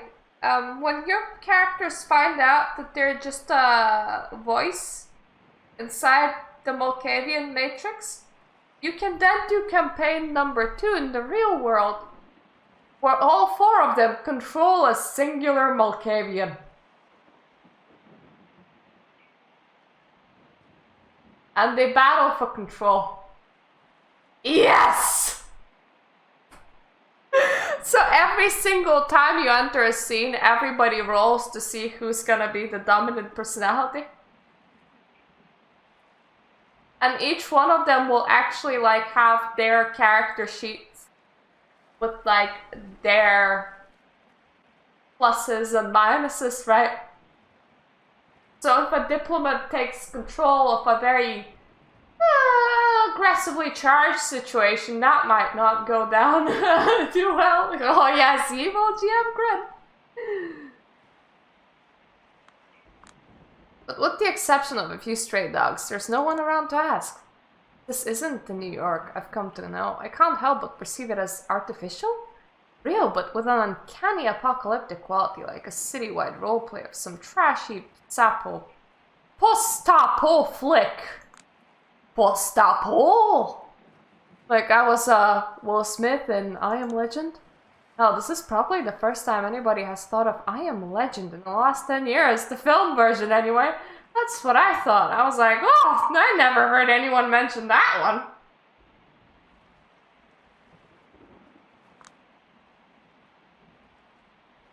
I keep walking the empty streets until suddenly... Hey, Julia! Julia! The streets reveal themselves as less empty than previously thought. Charlie? Sheesh, been a long time. Julia, why are you so stupid? Wow, that's not a line I would choose to open a touching reunion with. Last time we met, he was working at Karma Circle, one of those vegan places that pride themselves on hiring workers with disabilities. Went there for the first time 2 years ago or so with Dakota. Yeah, I thought, he looks like he might have Down syndrome. Charles here was our waiter. He heard us arguing about something stupid and rushed to Dakota's defense. In Charles' mind, the best defense is merciless offense. He roasted my formal clothes, silly mannerisms, general behavior, and specific arguments so ruthlessly, Dakota had a 10-minute-long laughing fit. The manager overheard him and apologized, but I didn't mind. I always liked underdogs who can stand their ground. We even became online friends so that we could roast each other on Messenger. He can do that using emojis alone. People are getting sick, you irresponsible. I need to take you home. I was just headed there, Charlie. No need to worry about me. But I was worried. You never answer my messages these days. Yeah, that's not exactly an option right now, is it? Especially during the day. Well, you could tell Dakota to tell you what Charlie said, and then have Dakota reply. I mean, plenty of La Sombra use their goals for technology. Yeah, that's not exactly... Yep. If you have to contact me, you need to do it through Dakota. I've decided not to use smartphones anymore, you know, to keep my head clearer and all. I think you just got tired of breaking them. You always were so clumsy. Your screen was always cracked. You were always thinking a lot while your hands were doing something stupid.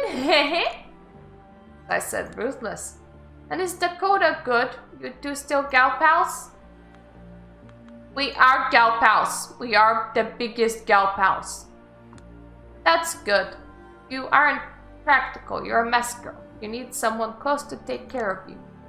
Psh, come on, says the guy who still lives with his mom. Yep, we're the same. That's how I know. He says that with such an innocent smile and so much conviction, I feel thoroughly owned. No use fighting back, switching to sincerity mode. It's just that, don't tell her this, but I'm not sure if we're making each other happy. That worries me, like, a lot, you know? And I can hear non-stop sneezing of my cat from the corridor, but you know, that's just cat things. That's because you're being stupid. Hey, I'm being honest now, don't be mean. I didn't say you're stupid, but that's you're being stupid. There's a difference. Guess that's something your mom says all the time, hey? When you're in your head for too long, you always trip over a glass of water or break your phone. That's when they call you stupid. When you argue or when you joke, that's good. That's progress. I guess. See? You're not stupid. You get it. Oh yeah, still a journalist? Me? No, they fired me. Good. Good, seriously. Yeah. Mom reads Lodestar sometimes. Says it's trash. I'm happy you're not trash.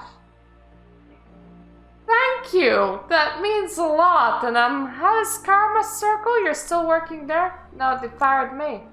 Oh. Because of the virus? Don't know. There's a new boss. Stupid guy. Don't like me. Hope you didn't call him stupid to his face. He throws me an impish side glance and moves his eyebrows up and down with comedic timing. But I did. I snort uncontrollably. Shit, Charlie, you're unbelievable. How's your mom? She's sick and doesn't want me to come by her room. She sent me out to the pharmacy to get her medicine, you know. Look, I hope it's not serious. It's stupid. We have to take care of each other, but we can't even see each other, you know? Now I feel like trash for wanting to complain about my own troubles. You doing good? Yeah, I'm strong. He poses like a macho man, I laugh. Stay strong too, Julia, and write sometimes from time to time. No promises. Hey, if I'm forced to be an asshole to Dakota and we stop being gal pals, will you forgive me? Let me think. No. I swear I don't know how to handle this guy. He always has to have the final word, even against the vampire. Well, he doesn't know, Julia! He doesn't know! That's probably why I still respect him so much. Oh well, time to follow suit and make myself scarce. He just looks like such a sincere, nice guy. Like, I wouldn't say anything against him. I would feel too bad. Ah, Skippy time. Skippy.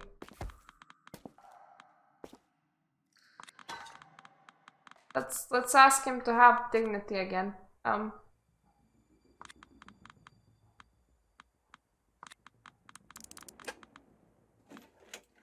Hello, says Nemesis. We're doing a second read of Vampire the Masquerade Shadows of New York. It's nearly 3 AM and sometimes my mind forgets what we're doing, which is absolutely amazing.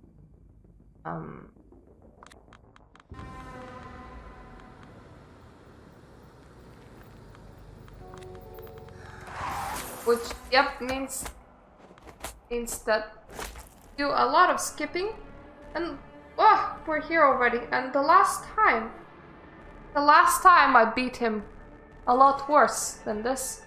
Which means this time, I'm not beating Kaiser halfway to death. I'm letting him exist. Oh, you might be fucking monsters, but that doesn't mean I am. Big words for someone who just beat up her fucking elder. Wait, no. You're an elder, but you're not my elder, Kaiser. You're a Nosferatu.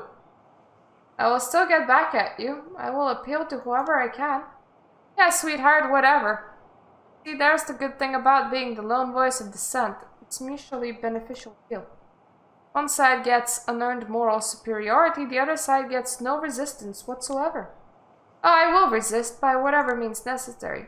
Spare me. Tomorrow night you will see the compromise that everybody agreed on long ago. Progress is coming like a train. If you want to throw yourself on the tracks, be my guest. I would love to watch. Tomorrow night? Why Julia! But dear, bloody hell, what is wrong with you? Why does he look like that? This is why I didn't want you to get involved. I had a hunch. I hunched at the moment you get a whiff of true power, all brakes will be up. Bullshit. Ah, now I'm getting... Yep, then we have a fight with Dakota because Dakota did the unspeakable and wore clothes. How dare she? It's not like that's not really a big deal in any way, shape, or form. But I like how Kadir, like, lectures us on beating up an elder when the elder was gonna get us killed. Jesus, I have the right to self-defense.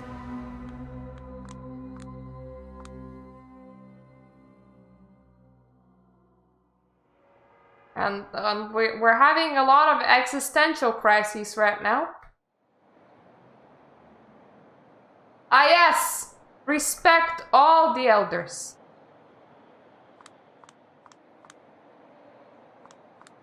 And we step into the building.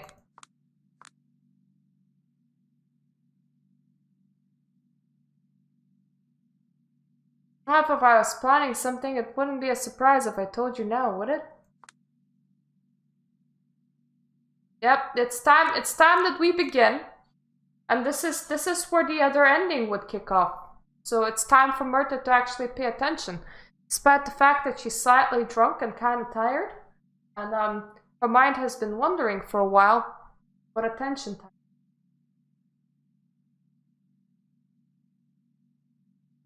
I feel like very unfortunately, like, you can have a vampire society that's like so nice. That is so nice because, I mean, if you take somebody, if you make them into a vampire, you would expect that people would be like nice to the people that they sired and that they would have some sort of relationship with them, right? The process of siring itself and the process of like mentoring the person, that should be enough for you to gain a friggin' connection to the person and to actually wanna protect them and such.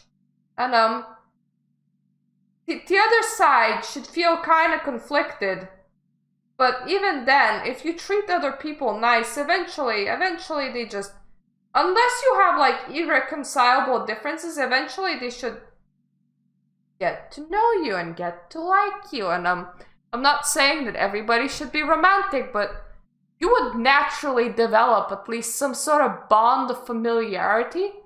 And they're all acting like they're absolutely incapable of it.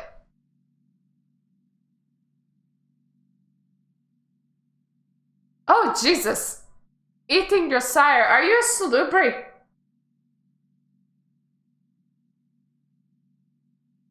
I'm sorry, Sniznesses.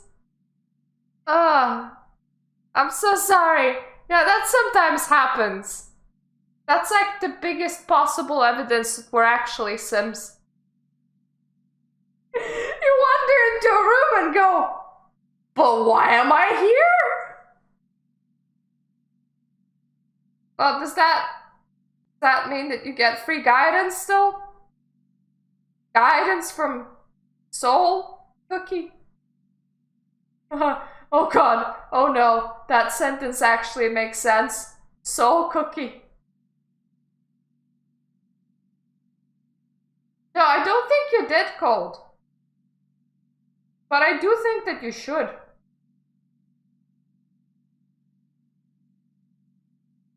Ah, exciting. Is everybody present? Yes, everybody's present. And Torque is here. And then Kadir starts talking. Oh. Oh. Well, that's dark. I don't know if it's Tremere putting another Tremere inside a mirror for eternity dark, but it's dark. Also, I don't actually get it, but for a lot of people, mirrors are portals of sorts. So apparently it's like a, yep, it's about as much of a hell as you can give somebody.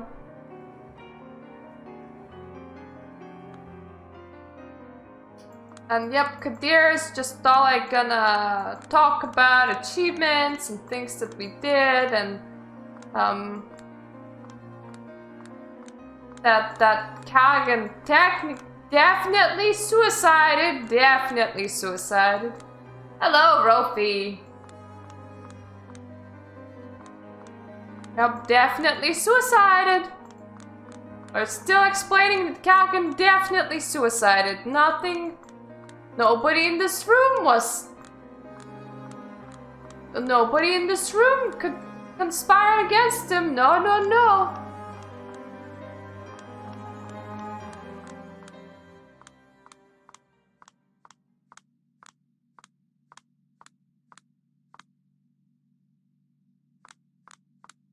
And yep, they're still conspiring.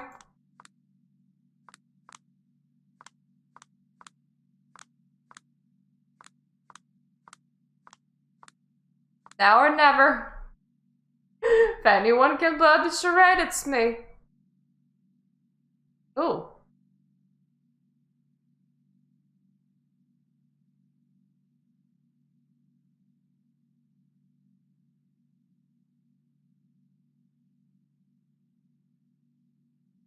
If he drained you dry for daring to insult his stakes, wouldn't that just eventually raise his generation?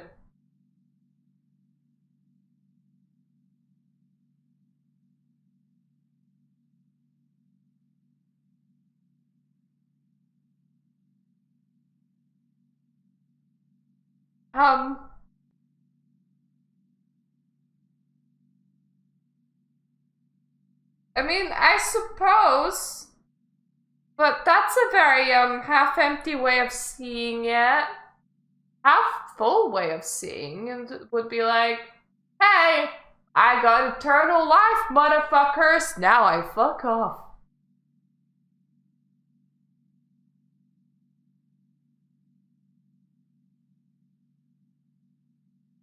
Well, Gen 12 puts you firmly outside the thin blood range, but you're not the one that's thin-blooded. Oh, anyone. Anyone. I suppose it wouldn't be kindred that were eating steaks. Fair enough. You would be a very low humanity, thin blood.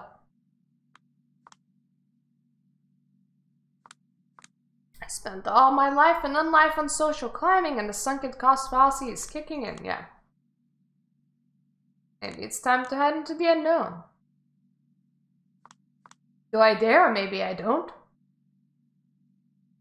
feel like there's an incredible prize to be won waiting right in front of me if I just dare to take out this revolver with a single bullet I have hidden on me.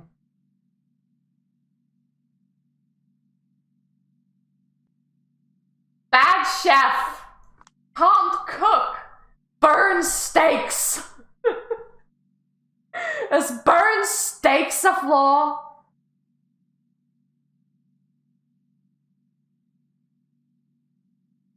Now I just want burnt steaks to be a flaw.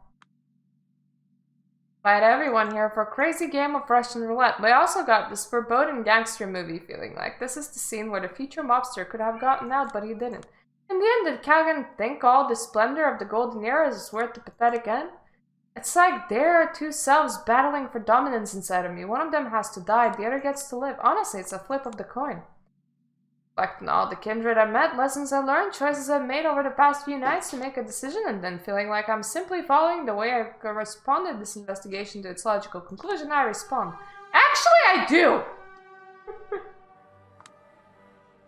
It's like the beast itself flashed in Kadir's eye for a brief moment. It might be. It might be. Kadir's all like, you know, shit. Panic. Beast loose. Wah! Run away! Oh. You're thin blood. Cool. Was it with poison steaks? Did you make a bad steak? No, you don't. But I do. Miss Savinsky, don't make a scene. Believe me, every one of you will really, really, really regret it if they don't listen to what I have to say. Will we now? Oh, absolutely.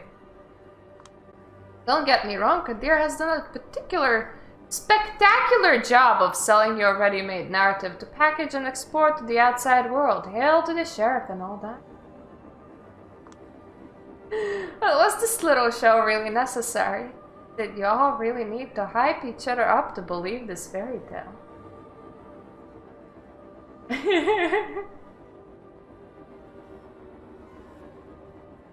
Ah, yes. Well, the campaign, actually, if you're putting it in Malkavian Network, you know what you should do? You should sprinkle it like entirely with things that make absolutely no sense. Like, every single time, like every couple of scenes, just have something like off about the scene. Like have maybe a guy that looks out of place, or maybe a window that's crooked, or something like that, and see if people actually notice. Yeah. Like it's kind of like if you're having a lucid dream and you walk past your reflection and you can't actually see yourself, but you don't notice it. Yeah, or you don't notice it. And then like these kind of things pile on until you realize that you're actually in a fever dream. And see if any of them work out. What are you getting at, little girl? Oh, Panhard, like you can speak. You're like less than 100 years old. Easy for now, my prince. Insult me all you want. It's only going to make it all this sweeter when this little girl kicks your ass. I'm getting at the fact that there's different, more reasonable theory that explains everything to a T. That's great for you, sweetheart, but do I really need to stay here and listen?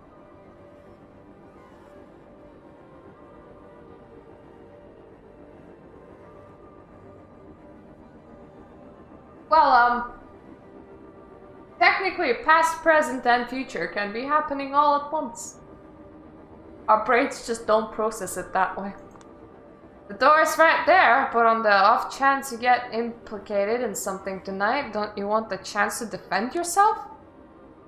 And what are the chances of me getting implicated in anything tonight? Pretty sure a lot of kindred in this room are asking themselves the same question right now. In each case, my answer is the same. You won't find out unless you stay right where you are. She stays! Alright, where was I? Let's assume that the cause of Blaus Callaghan's death really was suicide. Our man said, fuck everything. Open the window shutters, let the break of dawn take care of all his problems, and let's assume that he really meant to send a message using the portrait of Lord Castlereagh. Sound dramatic? But sure, let's go with it. But it is commonly understood that Castlereagh was pushed into taking his own life as a result of a conspiracy against him. Needless to say, his biggest fan wouldn't miss that detail. According to historians, the man's last words imply that some powerful people faced him with a choice: denunciation or death, which for an ambitious politician is not a choice at all. If you're claiming that Callaghan left us a hint, it's a troubling hint, don't you think? What are you? Enough! We're not dealing in conspiracy theories here!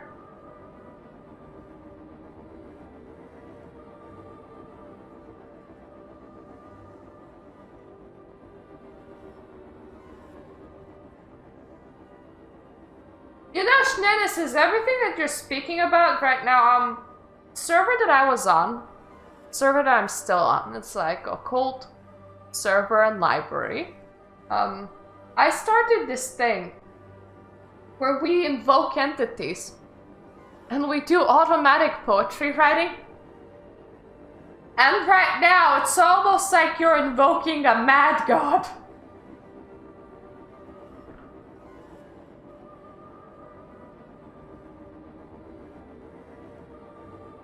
Oh yes, Cold Moon, if you're inside the Malkavian network, the possibilities are endless. Of course you're not. I mean, a conspiracy theory backed by the elites is no longer called such, it's propaganda. Is there a point to this little show you're putting on, Miss Savinsky, other than digging yourself a deeper and deeper metaphorical hole? Oh, Mr. Arthur, you're still trying to tell yourself it's me who's in trouble and not you. That's adorable. Listen, you. No, you listen. I don't blame you for peddling propaganda. You're politicians. That's what you do. I'm just laughing at you for coming up with shitty, poorly conceived propaganda. So, will someone stop her, or... Mr. Addison Payne, you're the architect behind the local Camarola's current speeches and general political narrative. Be honest, does this shit show really meet your standards? Stare right into each other's eyes and blinking slowly, feeling each other out. Eventually, with barely audible snigger, he whispers to his servant, "How do I put this? I'm always open to a better pitch." That's all I wanted to hear. I'm asking for now is a little patience. That's what I can spare. Oh, for goodness sake, Addison, come on, man, you can't possibly— Silence! I said what I said, now let her talk. Thank you. I'm starting to have fun with this, or more like I'm feeling the weird rush reminding me of the first time I managed to ride a bike. The important thing is to keep up the momentum. Focus on pedaling hard, don't even think of falling. You thought you had it all figured out, didn't you? An improperly handled murder scene, a disposable investigator forced to blindly stumble around hopelessly, chasing loose ends. The only problem is that tonight I realized I was using the wrong tools all along. Instead of a sleuth magnifying glass, I only needed a journalist's pen. So I sat down tonight and wrote my first article in almost a year. 2 hours of ceaseless writing and creative juices flowing the entire time, everything miraculously falling into place. And frankly, I think it's a masterpiece. You want to hear the contents? I know you're all dying to hear the contents, so okay, let's hear the contents. Ailing Sternbridge, the High Regent of the Chantry of the Five Boroughs, violently splitting with her student after he discovered her plans for horrifying experiments with blood magic. Her target, Baron Calgan, said student conveniently missing. We got an exclusive source too. Agathon de Varlock's personal diary. Extra, read all about it. She's trying to hide that she's nervous, but she's practically shaking. Should be the one shaking. I'm piecing together what little solid or relatively solid intel I have, gluing it together into something coherent with educated assumptions and poor conjecture. But at least I'm fairly sure she recognizes me as a threat now.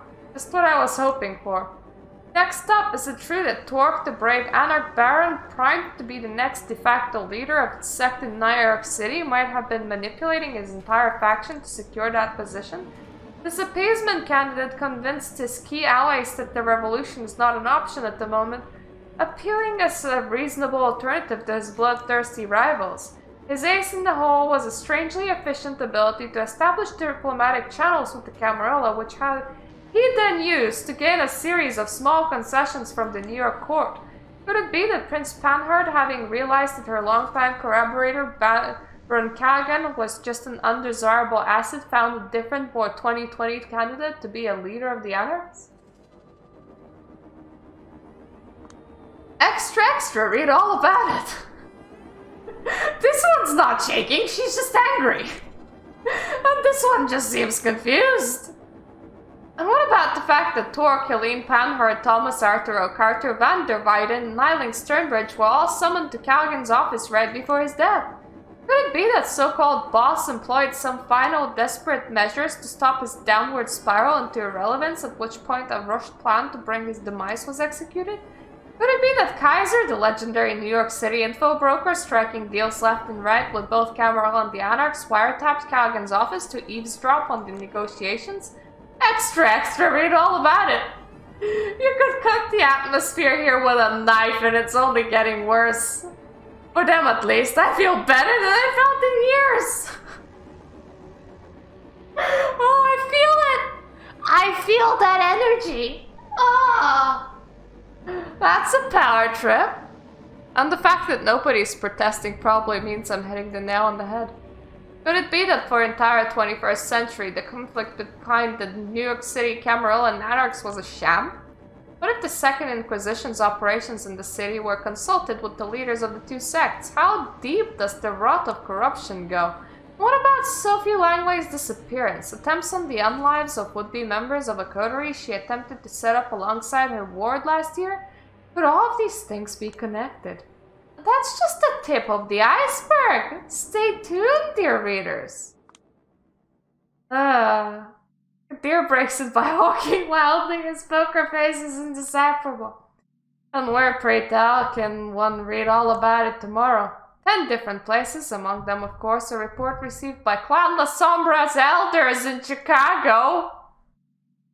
Constantly mixing truths and lies. I do know some facts. I did write something. But all in all, it's a confidence grift, plain and simple. Have you sent it out already? No, and Father Leonard is not the channel. I used to reach Chicago in case you were wondering. Took every single precaution the way you taught me. I know this hurts him, but I can't show a single weakness right now. Oh, this is ridiculous. She's probably bluffing. No, she knows, Thomas. Eileen, how can you be certain? I just am. That diary probably just saved my ass. Thank you, Agatha, I guess. Even if I was just bluffing, it's all about the optics. You nominate the special investigator, then the moment she presents her findings, you do what? Subjugate her? Get rid of her? How do you get out of this? I get it. You gave me that role, that title, because you were counting on me remaining the same shitty, useless nobody I was ever since I started working for the court. But funny how that works, isn't it? A week ago, nobody would give a shit about what I have to say. Now I'm a grave threat to this entire Illuminati New World Order arrangement you got going on. Still maintain you can't possibly know and prove all the claims you listed. That's just no way. I know, I checked. First off, stop bullshitting. You don't know for sure. Secondly, even if you're right, so what? You got a leverage now. Because of my journalistic past, you gave me a detective title that wasn't worth a rat's ass in doing detective work. But ironically, it gave me the opportunity to do the best reporting I've ever done. It doesn't matter if it contains more facts than your official narrative, and you know why? Because the story I offer makes infinitely more sense morally, emotionally, metaphysically, however you name it. It's a far hotter commodity than the low-rent bullshit you peddle. People nowadays buy into barely coherent crap like 5G and QAnon. Oof! The burn! Well, not for me, but... Yep, let's roast real-life things. Once they get a hold of my perfectly logical story and see you don't really have anything to counter it, you'd be fucked. Heck, the very fact none of you have denied any of my allegations yet speak volumes, doesn't it? Prince is absolutely furious that she's not in charge, visibly scrambling to figure out some counter-offensive. Why would anyone listen to you? You made the story of yours sound completely unrespectable, like tabloid garbage. Tabloid would be fine, just means it would reach more folks. What do you want? Now we're talking. Primogen position for Clan La Sombra and a number of privileges befitting the title. We can negotiate details, but a nice apartment in downtown Manhattan is a must. Dreaming big, are we? What could you even bring to the fold as a Primogen? Well, first of all, not giving out your ass. How about that one? How about you continue existing?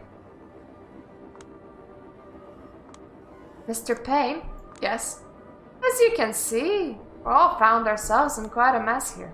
Indeed, to say the least. If I find us a way out, will you form a professional relationship with me and back the decision to make me a Primogen? You really are swinging for the fences, aren't you, child? I'm not suicidal, most of the time at least. Wouldn't be doing this if I didn't have my sights set sky high. You understand. How do you propose we solve this predicament? Easy, we just give the masses an even better story than the one I just suggested. One that benefits nearly all the parties in the room. Alrighty then, thanks to your moxie, you've secured yourself a tentative support, child. Let's hear it. Thank you very much. Okay then. During my investigation, I recovered some interesting intel about a certain individual. Said individual would definitely prefer his behind-the-scenes dealings to remain unknown. For the last 20 years, he's been on and off mediator between the different parties in the city. Prides himself on his diplomatic skills. Interestingly enough, though, one of his main motivations was selling intel about both the Camarilla and the Nanarchs to any party that might be interested. Usually that meant Kaiser. With a reasonable degree of certainty, he can be held responsible for a few recent failed Camarilla operations that weakened Helene Ponherd's position. He dreams of being a prince, you see.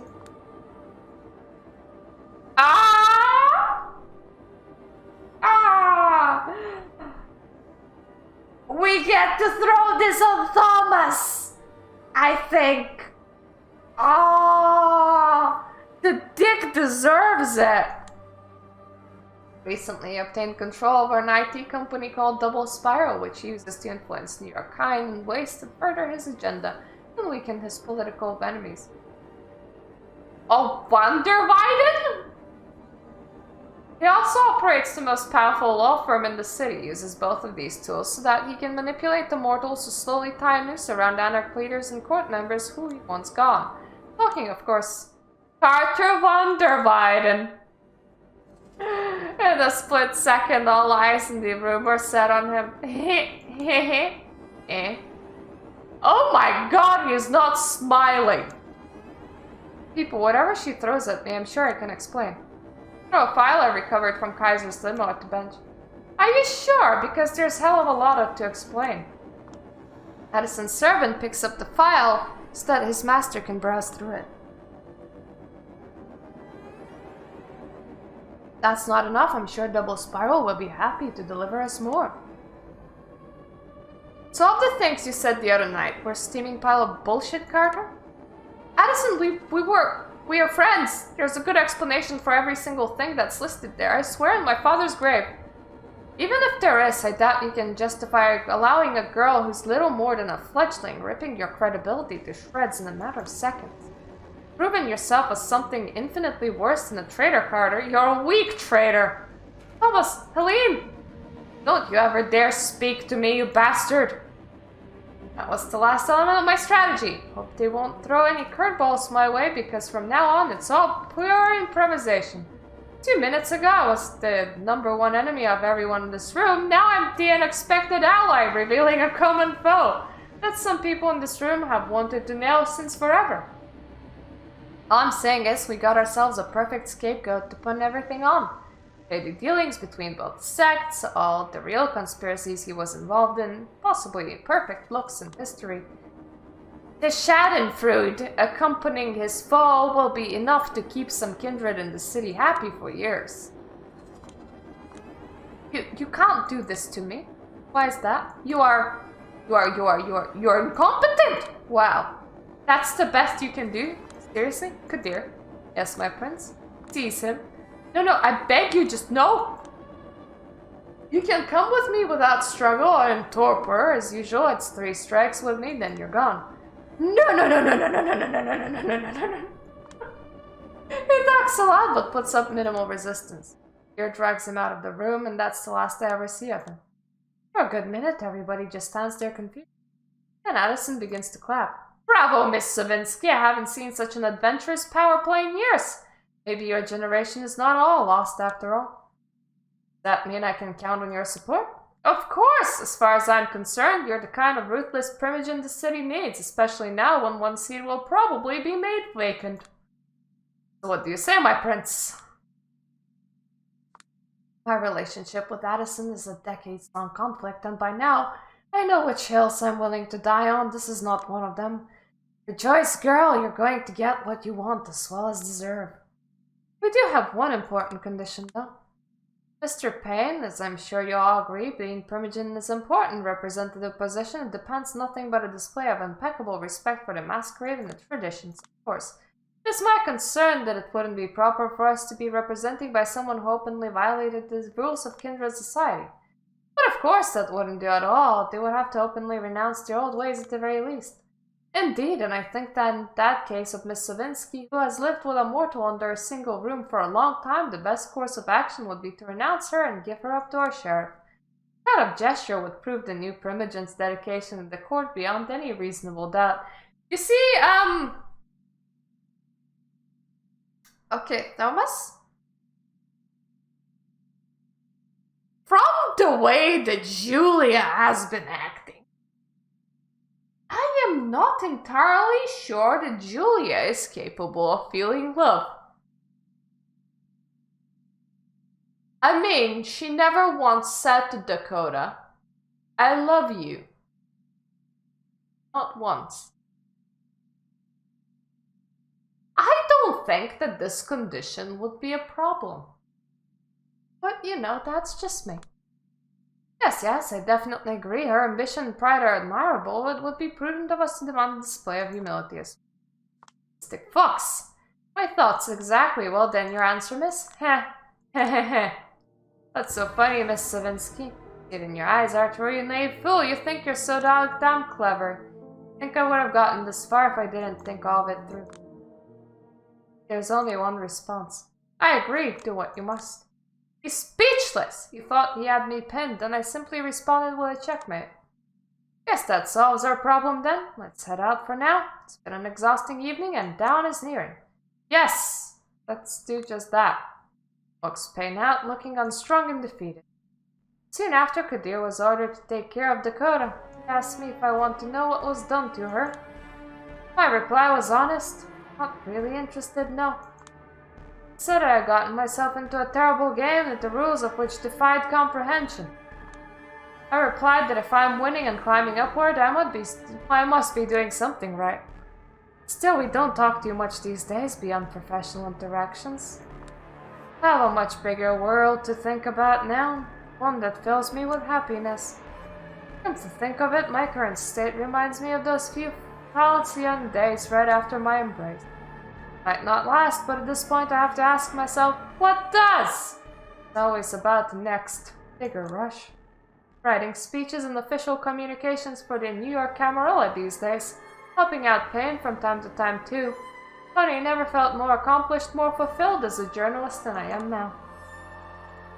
Karen is visiting in a few days to congratulate me on the behalf of the entire Chicago-based clan. Apparently I've not only met her expectations, but exceeded them. Keeps bragging to everyone about how great her eye was in picking me. It's only these shadows that keep getting to me. I notice them everywhere these nights, and there are more and more of them surrounding me as time goes on. But it doesn't matter.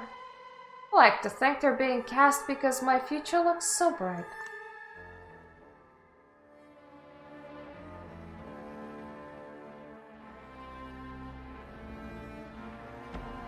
Evil feels good. Evil feels right. And I don't blame her girlie. That is precisely how La Sombra do. And precisely how La Sombra are. That is actually a really good personification of La Sombra. And if power gives you a rush, then from my very honest Luciferian standpoint, do it. Do it. Be happy. For God's sakes, let yourself be happy. And that's what she's doing. She's not stuck in a bad relationship. She's getting the respect that she wanted. She's power hungry. She's happy.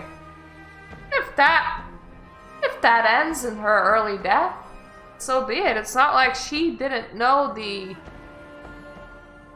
complications with going the route that she goes.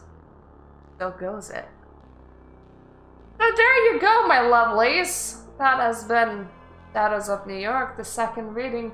I have not entirely decided what we're doing next, whether we're going for the more visual werewolf visual novel, or whether we're going for the Night Road, which apparently is absolutely excellent, but a lot of reading. Just a lot, like pages of it. Just pages, just books worth. Yeah. Well, I guess that settles it. Cold Moon. I guess that settles it. Night Road it is. So it's just gonna be Let's Read with Myrta. But thank you all for being over here. I have things to do, and then I have sleep to catch up on before tomorrow starts yet again. So see you then. Night night. Thank you for coming.